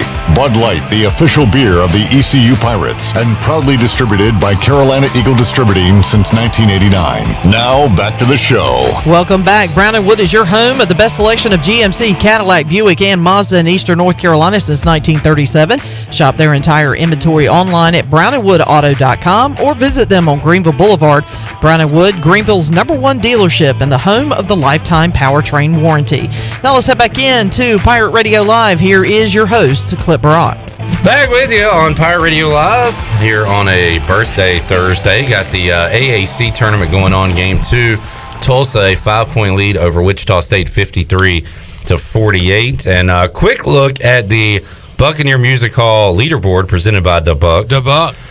Tony, HV3 was through 16 today and was 7 under par and 2 shots up in the players. Mm-hmm. And he has finished for the day. He is now 3 under par and 3 shots back in the lead. Had a disastrous final 2 holes? Doing great until you started talking about him. I guess so. Next time I'll just ignore what's going on. 4 shots over par the last two holes. Wow. So brutal ending of the day there. All right, Troy D, special birthday day today. Yeah, we're excited. Have the Wonder Twins here in studio. Bryce. That's what you call them, the Wonder Twins? Well, I do today. They're wonderful, and they're twins. Okay. I've heard them say other things about them. Bryce and Tyler Dreyfus, 14 years. Now, we've been doing this clip, I think, since they were 2 years old, and they could, like, mumble. Guys, do y'all remember the first time you were on the air? Yeah. Well, how old were you? What's your first memory? I don't remember how. By the way, when they get on the air, they still mumble. I know. All right, so get a little closer. Talk a little louder. We've been doing this since like you were 2. We used to have to see Tyler's gotten too tall. Why don't you bring the chair over and you sit down, and then Bryce can stand next to you. Fair. Yeah. Well, I'm too short. You're not short. You just haven't grown as fast as your brother. Yeah. So we've been doing this now. You're 14 now. We've been doing this for about 12, maybe 13 years, Clip. We might have brought them in their first year. It's hard to say. We've been doing this so long. But how's birthday go today? Good. What happened today? Anything exciting? No, not really. You had some excitement at school. You mean the fire alarm being? Yeah. You pulled the fire alarm? No. Well, you had 2 fire alarms today at school. One today. Oh, one. I thought I heard There it was was 2 2 yesterday. Oh, 2 yesterday. So they're doing a lot of construction over at their school, and it's triggering the fire alarm. So every time it happens, you guys got to go outside for like 30 minutes, right? Not like 30 minutes, like sometimes 10, sometimes 5. It depends. Okay. So even if you know it's triggered by the construction, you still have to go outside? Because the fire department has to come. Oh, wow. I guess you don't mind getting out of class, though, right? No. Yeah, get a little break in. You guys got to go outside even if it's raining? Yeah, like today, we had to. Wow. That kind of stinks. Yeah. All right, well, thanks for coming on, guys. I think I stay inside. What do you want to apologize to him, Tony, for Sunday? Yeah, it's my fault that I didn't come Sunday, guys, because your dad wouldn't come pick me up. You want to accept his apology? No. Hey, sounds like a driver. Yeah, sounds just like your dad. All right, I got a question. So my daughter turned 13 last month, and I get a ton of eye rolls, and everything I do embarrasses her. So at your age now, do you think your dad is cool? Does he embarrass you? Like, how do you feel about your dad and your reaction to some of the things he does? A flat right in the middle. Like, Yeah, so both? Yep. Yeah. That's a good answer. Kind of Like depends fair. on what he's doing. Yeah. Yeah. Sometimes I'm like way cooler than the other dads, and then sometimes I embarrass them more than the other dads. Yes. Fair to say? Yeah. I'd give him a high score for that. How do you like his the jokes? I'm sure he tells a lot of jokes. So you got good jokes? They're hilarious. You know where I get most of their jokes from? Where's that? Them. Oh, so you guys They're are giving the jokes. They're some of my best joke writers. Y'all do have some good ones that he shows me via text and things like that. Yeah, so I'll you give guys you are all funny credit guys. for that. Yeah. A lot funnier than some of the stuff I hear around here. So that's good. And we have a lot of middle school humor around here, so it's perfect. Yeah, I mean, you guys will fit right in. So what what do you ask for on your birthday when you're 14? What was on your wish list this year? I got some shoes and a new bat bag. Nice. Really nothing. Yeah. Yeah, like you really asked for nothing. It was a real struggle to I couldn't find you think of something. anything. Yeah. Oh, you get just gift cards or something? Yeah. Yeah. That's Well, I mean, we what I got you something, but it's going to be, it wasn't on your list, but I think you're going to like it. My only thing on my list was gift cards. Yeah, I know. We went off the list and took a chance on something. All right. The older you get, kind of the less excited you are about your birthday and gifts and stuff? Yeah. Pretty much. Yeah. But you guys have, fun party planned this weekend. Yep. So you guys got a party this Got weekend? the squad coming over. Yeah. And you got how's baseball going? We were talking earlier. Epps struggled last year. They didn't win a single game the whole season. This year, kind of got a new attitude, got a few new players, got new unis, and it just seemed like a whole different kind of atmosphere. And you started the season 1-0 this week. Yep. And Hunter Ellerby's a teammate of yours. Yeah. So it's the Dreyfus Ellerby connection over there. How did your dad do leading the practice last week? Oh, that Friday I was out there. Yeah. Well, I mean, you didn't lead it. You were there. I didn't say I led it. I didn't say I led it. I said I was going to help. And I did help. Wow, okay. I was going to help at practice. You're going to help. So what did he do to help? It was the last practice before the the first game, and we won the first game. So I'd say it was because very of you. successful. That's what I'm trying to get to. You So can what- draw your own conclusions, Tony, and if that's what I'm going with if it. you want to go with it, then I'm not going to argue. With that. I'm going with that. Connect the dots. You brought that. That energy. That's there, right. man. You know? It sounds like he doesn't want him to answer the question I'm trying to ask. What did he do specifically to help out the team?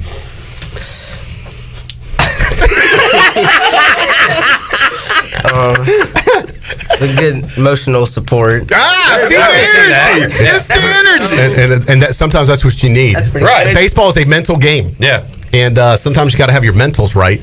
Cliff Godwin talks about energy vampires not having energy. Correct. Energy is a huge part of the Absolutely. game, Troy D, and you brought the energy. Thanks, Ty. Way to bring the energy, Troy. I'm proud of you, man. Appreciate it, Tony. I really am. Keeping it positive. If you were on Tony's Patriots staff, they'd have won more. They might have beat the Bears in the Super Bowl.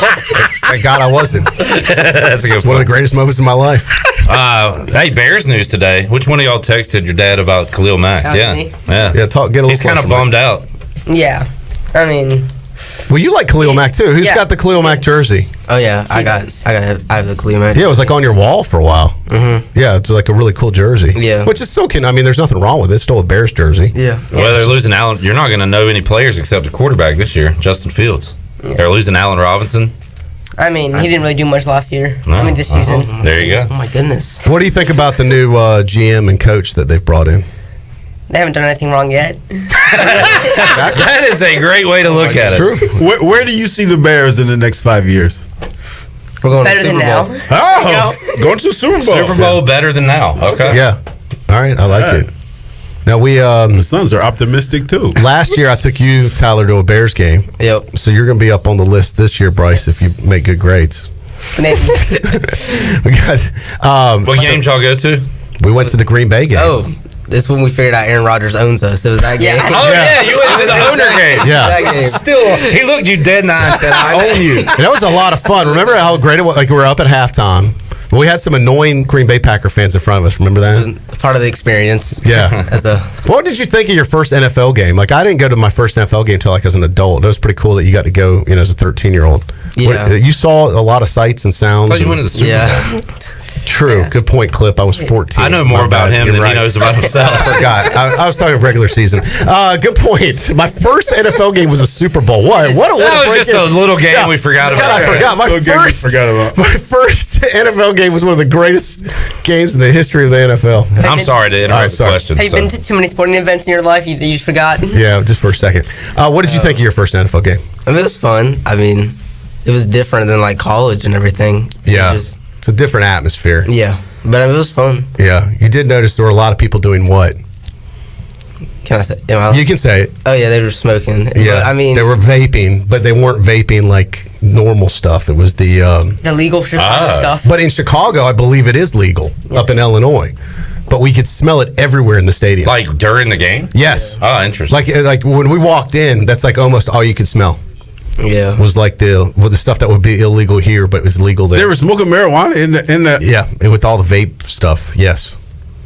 How can that possibly be happening? The state has legalized it now. I don't know if it's legal to do it in public, but nobody enforces it. Right. I think maybe the rules you're supposed to do it in private. Or And if at home. everybody's doing it, it's going to be tough. Correct. But it really was like, I remember you mentioned it. I was like, yeah, it really was very noticeable. Any fights in the stands between Packers and Bears or anything? I didn't see any. Did That's you? good. Unfortunately, that happens quite a bit at NFL Yeah. games. The only fight was that lady and Aaron Rodgers, but that was it. Aaron Rodgers back again. I'm sure you hated to see that. Yeah, I know. Well, it was fun to watch though, but not the best outcome. All right. Yeah, that happens a lot for the Bears. Yeah. Yeah. So we're got a big birthday dinner planned. Chico's? Well, see, I thought that's where they go, but we went there last night. Ah, well, I knew because every year we ask like, "What do you want for your birthday meal?" I hear a lot of Chico's. So what's this year? Tiebreakers. Oh, nice. Yeah. Yeah. What do y'all get at Tiebreakers? The wings. Food. Good call. Both good. Okay. Love food. Love Tell them wings. what you get, Bryce. You get the same thing every time. Grilled cheese tater tots. Yeah. All right. He's a grilled cheese tater Can't go tots wrong with guy. that. Yeah. Tyler's my wingman. A lot of basketball to watch tonight. You guys said that you have not, like your dad, have not watched a ton of college basketball this year. No. So you're No. just going to fill out your bracket kind of blindly next Yeah. week? Yeah. You're going to fill one out, right? Yeah. Yeah. Got to get in the get in the big dance. Tyler placed in our family pool this year and won a bunch of money. Oh, who won the bowl pool, by the way, Troy? I mean, that's been a while now, but I don't my think nephew won the most. Were you guys in that? in L.A.? Yeah. He won like $100. Yeah, he did really well. And then you were right up there in like second or third. Yeah. And then I was right behind you. And I didn't win any money. Yeah, and you're the one that follows it the most. Well, last year, Hunter Ellerby won our March Madness contest. Yeah. So you guys need to get him this Got year. lucky. Yeah. Well. y'all need to participate. At least try and beat Hunter this year. Okay. Yep. All right. Who do you like? Who do you like in your Final Four this year? Same people as every year. I mean, I don't watch basketball. Yeah, so you just kind of guess. Duke again, I guess. Yeah. I heard of Duke. I heard of Kentucky when we were talking during the break. Oh, okay. Can't go wrong with those. You fired up for Pirate football season coming up? Mm-hmm. Yep. Yeah. Spring ball starts Tuesday. It does. Having an announcement next week about Spring Ball Clip. All right, sounds good. What do you think the Pirates will do this year, guys? We're going undefeated. It's too easy. Undefeated? Wow. That'd be awesome. They're very optimistic. Hey, look, if it was going to happen, this would be the year to make it happen with Holton as a senior. Mm-hmm. Yeah. Be kind of cool. Kind of cool. That'd be kind of cool to go undefeated. Yeah, I mean, I think so. Be good for the kids. Yeah. Do it for the kids, folks. All right. Well, we need to take a break. Yeah. I can stick around. Or Do you want to hang out, or do you need to go? Y'all look like y'all are having a blast. I know. Can you pep it up a little bit? You're not being interrogated for prison here. Although when we return, I will reveal their grades. I have the progress reports. Shirley, let's open up the booty bag here on a Thursday. Booty, booty, booty, booty, booty everywhere. Booty, booty, booty, booty, booty everywhere. All right, 317-1250. Shirley, what are we giving away today? Got a big prize pack for you today. I have a 4-pack of tickets for ECU baseball for Friday and Saturday, and I'll throw in a Domino's pizza on top of it. All right, pizza and Pirate baseball. Thanks to Brandon Manning, by the way, for the tickets to give away. Brandon Manning, who looked great today, by the way. Very sharply dressed, Brandon Manning. All right. It's really liked his Johnny O pullover he had on. Good deal. Yeah. 317-1250. What caller, Shirley? I'm going to go with caller 12. Caller 12. We'll be back with more. I got to ask Tony about Calvin Ridley, really the story of the week, gambling on the NFL, gambling on sports. $1,500. That should be like a week suspension. We'll talk about that after this. It's time to spread game. The Harlem Globetrotters are coming with an all-new tour. 4 quarters of big plays, ankle-breaking moves, and ball-handling wizardry. Do they dunk? Do they dunk? See the stars rattle the rim in the all-new in-game dunk contest. This is the team everyone can cheer for. The Spread Game Tour is coming. Don't miss the Harlem Globetrotters in Greenville on March 28th. Go to harlemglobetrotters.com. Your first stop for shopping is at Shimmer Boutique. This is Ashley from Shimmer. We are fully stocked with the latest apparel, shoes, and accessories and more. If you need gift ideas or some shopping therapy for yourself, stop by today. Looking for the hottest shoes on the market? Shimmer has the biggest selection of Hey Dudes anywhere. Shimmer has the newest Yeti products and colors. Want this year's most popular bag? Shimmer has a great selection of all your bog bag needs and accessories. Shimmer in Greenville, Winterville, and Jacksonville. Pirate fans, the 2022 football season is going to be one for the record books. East Carolina is coming off a 7-win bowl season, and 2022 is shaping up to be even better. The Pirates need you to pack Dowdy-Ficklin Stadium this fall with a great home slate that includes in-state rival North Carolina State. The American Conference schedule features home games against UCF, Memphis, Houston, and Navy. Season tickets are on sale for as low as $125. Get your tickets today by visiting ECUPirates.com.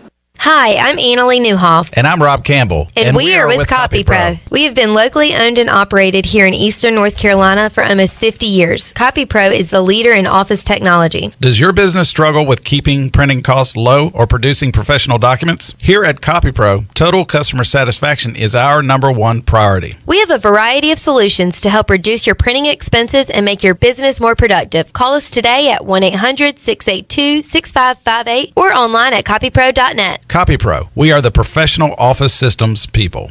At Jimmy John's, we don't make sandwiches. We make the sandwich of sandwiches. We use fresh veggies because we don't hate salads. We just feel bad for them. We make our sandwiches exactly how you want because you're the one who's eating it. And we bake bread all day, every day because stale bread isn't bread. It's croutons. Sandwich history is written by the victors. Good thing we have legible handwriting. Jimmy John's, the sandwich of sandwiches. Order pickup or delivery on the app. The convenience of Pitt Greenville Airport is waiting just outside your front door. Service is back, so you're connected to destinations worldwide through flights from American Airlines. Plan your next trip. Book your flights today at flypgv.com or aa.com. Avoid the long check-in lines and congestion at the big airports and fly local at PGV. Fast, convenient, and close to home, PGV has more American Airlines flights. Book today at aa.com. PGV, where the pirates fly. Thinking about takeout tonight? Familia can make everything real easy for you with a great selection of Italian food and more. Visit FamiliaNC.com to see the full menu featuring pizzas, pastas, salads, and homemade desserts. Place your order online or call 689-6330 and Familia will have your order ready in their convenient drive-thru window for pickup. Finish up a busy day with a great dinner for yourself or your family from Familia. Familia on Fire Tower Road near Pitt Community College. The icy treat that can't be beat is Sparky Snowballs. From big kids to little kids, Sparky Snowballs has been making smiles happen for over 20 years. If you're not in the mood to chill out with a snowball, Sparky's funnel cakes and fried Oreos are a perfect Sparkylicious treat every time. Are you having an event, party, or fundraiser? Call Sparky's to come on site. Remember to follow Sparky's on Facebook or visit SparkySnowballs.com to see where they'll be next. This is Coach Steve Shankweiler, offensive line coach for East Carolina University football, and you're listening to Pirate Radio, the voice of the Pirate Nation.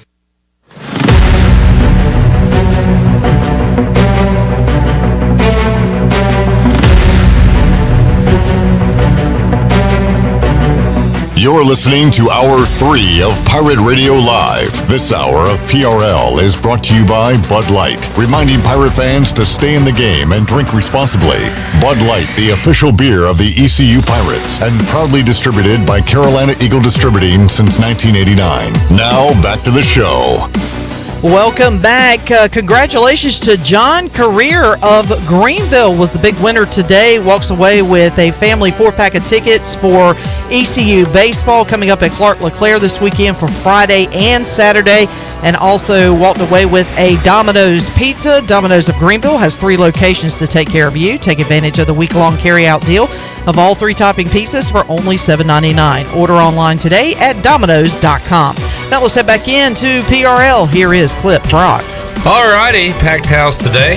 Troy D, touchdown Tony Collins, the birthday boys, the Dreyfus twins here as well, joining us. And Tony, we talked NFL earlier. I forgot to ask you about kind of the biggest off-the-field story this week, and that involved Falcons wide receiver Calvin Ridley, who has been suspended for the 2022 season for gambling on sports, and I guess specifically gambling on football. Sounds like he even bet on the Falcons.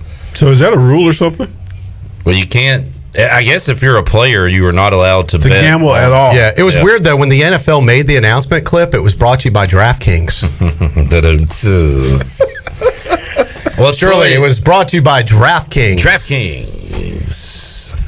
Official provider of gambling for the NFL. Yeah, I mean is it not a little hypocritical of the NFL? Yeah, they are shoving the gambling stuff down your throat now. They have totally embraced it, which I'm okay with. That's fine. But this guy made a $1,500 bet on his phone. A game he wasn't involved in. How do you get caught? Because it's all digital because now. He did it on his phone. He did it. He's not very smart. He did it with an official NFL gambling partner. He did illegal. So they have his receipts. It was digital. And they run a search for that. There's a company that looks for that He's stuff. got a username that says, like, I'm not Calvin Ridley. And they just found him. Yeah. I mean, if he just went to Vegas and, like, laid it down in a sports book and had a hat on, no one probably would have known who he was. Yeah. He just made a cash play there. They said in the report that they were able to find, like, his information and what he bet on and everything. Yeah. So. And he didn't deny it, you know. No, he said, I don't have a gambling problem. It was $1,500. Yeah. No, I think, but how much did it cost him now for a year? $11 million? Well, but here's the deal with the guy. He was up for a new contract and everything, man. That's what's going to hurt. Now he's got to sell out the whole year. Yeah. So that's a tough $1,500 lesson to learn. Crazy. Do you remember, Tony, as a player, did they have conversations with you guys about betting on sports or anything? Never. I mean, there was never any kind. You know, at the beginning of the season, they tell you all the rules and regulations. They never said anything about. What was the main thing back then? You played in the '80s. What did they really focus on back then not to do? As far as drugs. That was the big one. Stay away from drugs. If you get involved in that, it's going to be a problem. That was a big thing. Okay. Yeah. They would random test us back then. Right. Yeah. So, but as far as gambling goes, I mean, there was never a question about that. But we didn't have social media. We didn't have cell phones. So none of that stuff back then. So yeah, it's probably a good thing. Yeah, it was. They didn't know what to talk about because everything they did was like hidden and behind closed doors. It was not out in the open like everything is today. Yeah. So they were getting away with stuff back then. Troy did. Now, Bryce, you've lived your life never knowing not having a cell phone. Could you imagine, like, if I said, all right, so this past 14 years, you know, and I think you got your first one maybe when you were like, I don't know, 10 or 11? Yeah, about that. What if I had to say the next 14 years you can't have a cell phone? How hard would it be to go through life without a cell phone? I mean, I don't watch TV, so pretty hard.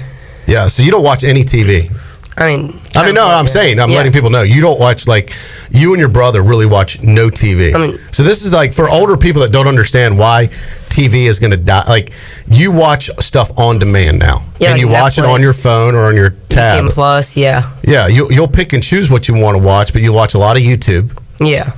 And then you watch some live sporting events, but even those live sporting events, a lot of times you're watching on your phone. Yeah. Yeah. So this clip, this is what I've been saying. This is not unique. This is a whole generation coming up that doesn't watch TV like me and you used to watch TV. Yeah. And now I found myself watching less and less TV. It seems like a radical change, but now I'm starting to understand it. I mean, I'm pulling up games on my laptop at home. Yeah. And you know, everything's through a streaming service now. Yeah. No, back when we were coming up, that's all we had was TV. Right, correct. Yeah. And you didn't have that many channels. Now it is so diluted. And How long can you go without your phone? Probably a couple hours. A couple hours, really? Yeah. Yeah. Before he starts to itch a little couple bit. hours. What happens after a couple hours? Start itching? Gotta check my text. Well, you use your, like, you message your friends. Yeah. You play some games there. There's a lot of game playing on the phone. Mm-hmm. You know. And there are some cool games like we can play like that are through text messages. Yeah. That's pretty cool. You ever do that with your daughter, Clip? No, I know what you're talking about. Yeah. What's that one we were playing just the other day? It's through Game Pigeon. Game Pigeon, yeah. That thing's pretty cool. Yeah. So it's actually a game you can play There's through like text. multiple games you can choose. It's kind of fun. Yeah, and you could, if you didn't have your phone, you can't do that. Yeah. Yeah. Boy, life would be hard without your phone. So that would be like the worst punishment probably if you had your phone taken away. Maybe. Okay. I mean, and how about as an adult, Troy, without your phone? I couldn't go without mine. Yeah, I'd be fine for a couple hours. You mean I think you could make it longer than him. I could easily make it longer than him. Yeah. You couldn't make it a couple seconds. Well, it's weird because you feel like your phone's kind of a part of you now. It is. And like I depend on it for so many other things. And it's ironic that it's a phone. One of the things I depend on at least is actually to make calls. It's like you depend on it but it's still a communication device. And it's still a great way, you know, whether I'm communicating with clients, with these guys, you know, with us, with you guys. Yeah. So, I mean, that's the way. I mean, I had to text you multiple times today. You had to ask me a question. I returned a question. That was a funny story, by the way, on that text. You could. Should I read it? Yeah, because I'm glad I looked at it because I was afraid when I really read it, I'm like, oh God, Clip's gonna think I was a jerk to him. Well, it's par for the course. Come on now. I'm My nice to question you. was- It's surely I'm jerky too. Is Tony Collins on today? Right, so he checked with me because we always double check. Because you know, Tony's a moving target. He says he'll go to the game with you, then doesn't show up. Then he blames you because you didn't pick him up. You know how it goes with Tony. I've never not showed up. You never? I've never not showed up here. You've forgotten a couple times, and then you've asked me to remind you. Yeah, if you remind me the day of, so we did. I always. So Clip is really good about reminding me, and then I remind you. I had already sent you a message. I was waiting for your reply when I got this text from Clip Brock. Is Tony Collins on today? And I was driving, so a lot of times I'll do voice to text because I don't want to be typing when I'm trying to drive, and I shouldn't even be doing that. That's a bad example to be setting. But I was at a stoplight. So I did the quick. In less than a minute, he responded to me. So I was at a stoplight, so I did a voice to text to Clip, and I sent this back. He said, "Funny ass." I'm actually waiting for him to get back to me. Now, is he calling me an ass? Now, when you got that, what was your initial thought? When I said funny ass. Ass. I figured it was a typo of some sort because it didn't make a lot of sense. So I went back, and at the next stoplight, I was seeing if you had responded, and I'm like, uh-oh. That is not what I said. I did not say funny ass. I said funny you ask. And you said, sorry about the last text. I meant to say funny you ask. And then you said something else that I'm not going to read on the air. I didn't even see that the first time around. Wait, sorry about the last text. I meant to say funny you ask. GD voice to text effing changed it to funny ass. Yeah. I had to clean it up for radio. Thank you. Yeah. Also, this just in. Tony is in. I will see you at 5. There you go. So, yeah. It did. The voice to text thing, I never gets it right. Well, stop doing it. I'm not even like, I don't even talk like a redneck, I don't think. Like, I just can't understand me. Well, don't do it. Glenn hates it when I do it. So I do it just to get under his skin. Sometimes I'll wait till he's in my office, and then I'll find a text to send someone just to do it. It drives him crazy. You know what annoys me? ... Oh my God! You always do .... Period. I do have a bad habit. Period. Of adding a ... as a pause instead of a comma. Yes. And I have a bad habit of putting things in quotes. And those periods. are two. We put a lot of periods. Well, back in my day, Bryce, that's what we were supposed to do at the end of a sentence. So I don't know what they're teaching you in middle school nowadays. When you text, you don't use periods. That's weird. This is the problem with this generation. We're raising a generation that's not. It's uncool to use periods, Dad. Periods are so last year. Especially when you Periods use are so the voice. 1990s. ... Especially when you use the voice thing. All I hear is ... period, ... period, ... period, ... It sounds like a computer. It's malfunctioning. ... period, ... All right, I'm gonna try to ease off the ... I don't know how I got into that habit ... You're a big ... guy. I am, because I want you to know it's a dramatic pause. I don't want it to be. I want you to pause and then read the text. All right, fair enough. Yeah. Shirley, do we have another break? Let's take it. We'll come back. We'll wrap up today's edition ... of Pirate Radio Live ... Back with you after ... Period. Period. In studio with Jeff Stein from Brown & Wood. What's new, Jeff? You know, everybody's thinking we're having some inventory issues in the car business, which some of it's true. But the good news is, you know, we're getting vehicles from the factory every single week. So what the customer can do is come in, get an appraisal on their trade-in if they have one. They can pick a vehicle that's incoming and actually kind of build it how they want. And then when it gets here in the next 6 to 8 weeks, they're actually taking delivery of a new vehicle. Brown & Wood, your #1 dealership in Greenville and the home of the lifetime powertrain warranty. Hello, Eastern North Carolina. If you're looking for a great place to work with competitive pay and advancement opportunities, Pitt County Schools is hiring. We employ over 3,000 people, and we're one of the largest employers in Pitt County. Pitt County Schools is currently seeking teachers, bus drivers, school nutrition personnel, facility staff, custodians, clerical staff, and more. We offer advanced leadership opportunities for our educators and competitive pay for our skilled labor force. Come work for a diverse, thriving school system and be an important part of ensuring success for the students of Pitt County who are the future of Eastern North Carolina. To fill out an application, visit our website today at pittschools.org. That's pittschools.org, or go directly to our job postings at bit.ly/PCS employment. That's bit.ly/PCS employment. Pitt County Schools, engaging, empowering, and elevating every student and every staff member every single day. In Greenville, you know how much it means to have neighbors you can count on, like the one who mowed your lawn that week you were sick. Well, here's another good neighbor you can count on, State Farm agent Timothy Sawyer. Timothy and his team are here to help life go right when you combine home and auto insurance, which can save you money and time. So combine home and auto and start the savings rolling. Call State Farm agent Timothy Sawyer at 493-0002 and start saving today. We paid how much for those lessons? Shh, she's doing great. Oh yeah, totally. Can you pass me a Pepsi Zero Sugar? Great job, honey! Oh, look at that. That's not the end. No way. Now it's time for the encore. You know what? You're right. 5 times? Not enough times. For everyone who traded in rock concerts for their kids' recitals, you've compromised enough. Pepsi Zero Sugar. That's what I like. Here is your ice-cold Pepsi Zero Sugar, sir. Oh, thanks. Wanna watch the game? Ooh, little sports ball on a Sunday afternoon. Don't mind if I do. Hey, did we win? It sounds like we won. It's still the first quarter. I must be lucky. People say that about me. Tough break on that free throw there. Shouldn't be doing that. Dude, we're watching football. Come on. For everyone who spent the entire game explaining the entire game, you've compromised enough. Pepsi Zero Sugar. That's what I like. Hey Pirate fans, this is Coach Cliff Godwin. The physicians at Orthopedics East and Sports Medicine Center have been caring for our athletes at ECU for more than 35 years. Whether it's treatment for our sports injury or it's time for that joint replacement, Orthopedics East provides the latest in operative and non-operative orthopedic care, physical therapy, and diagnostic testing. For experienced and professional services, call the team at Orthopedics East at 252-757-2663 or visit them online at orthoeast.com. Go Pirates!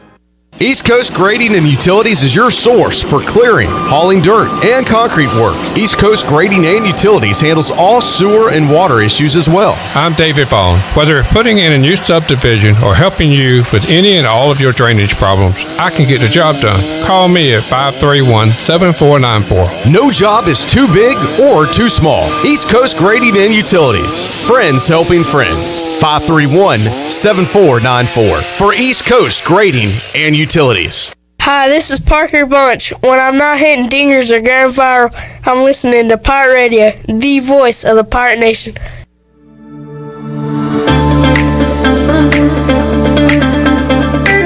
You're listening to Hour 3 of Pirate Radio Live. This hour of PRL is brought to you by Bud Light, reminding Pirate fans to stay in the game and drink responsibly.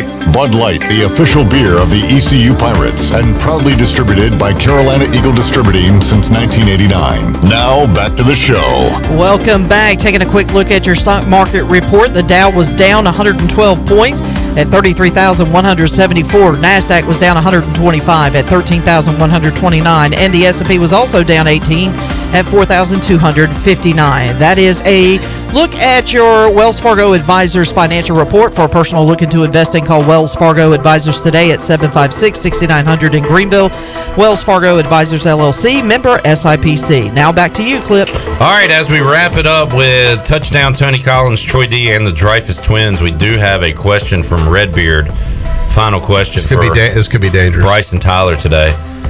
Are you tired? Are the twins tired of hearing about the Peach Bowl from their dad? Oh, is this for them or for me? This is for them. Oh, okay. Come closer. Are you tired of hearing about the Peach Bowl? I mean, he really doesn't talk about it that much, but He doesn't talk about it a lot at home. yeah. Huh? Interesting. I saved that for the workplace. We did. Do you guys remember? We did watch it one time. Y'all were a little bit younger. We're on the couch. It was on ESPN Classic at the time. Don't remember. We watched it. Wow. It was kind of it was a very teachable moment. Are you going to punish them for not remembering? No, they were a little bit younger, but you really liked it. We did watch it together. I still have it DVR'd. I think we can do it later tonight. All right. Happy birthday. What a birthday memory. Troy likes to get things for himself on people's birthdays. Yeah. It's really a gift for you. He's getting you guys a Peach Bowl view. You're welcome. You said you didn't know what you want. Here we got you. The Peach Bowl. He's just re-gifting the gift. Yeah. Hey, it's the gift that keeps on giving. Yeah. Troy D. You have met a bunch of the Peach Bowl players, though. You know, you guys are buddies with Robert Jones, Mark Washington, Coach Connors. I mean, you know a bunch of the guys that were part of that team. Yeah. Yeah. It's kind of Troy. You know what they call them? Friends. I call them legends. They don't care. Yeah, they Hey, don't make your boys watch the Peach Bowl tonight. Not tonight. No, I'm just It's their night. Yeah, we'll do it later this weekend. Do GalleryFurniture.com bowl tonight. What do y'all think of Tony, by the way? Good. Thumbs up. Solid. Yeah, you know Tony forever. I can't believe he ignored us when he was going to come to the game. Hey, Did not ignore you, man. Another baseball weekend coming up. Are we going to have more stories from you guys? Well, we got a lot of going on this weekend, Clip. We got the party this weekend, and I think Saturday's going to be a rain. It looks like. I know we don't want to talk about the weather, but not looking good. 100% chance of rain Saturday. Tony, good to see you, man. Good to be here. Thank you, TC. Yeah, man.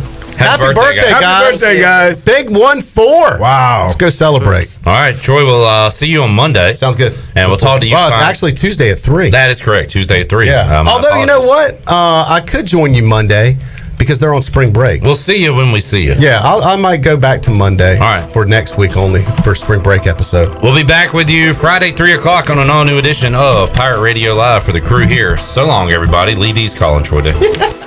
Thanks for listening to Pirate Radio Live, an exclusive presentation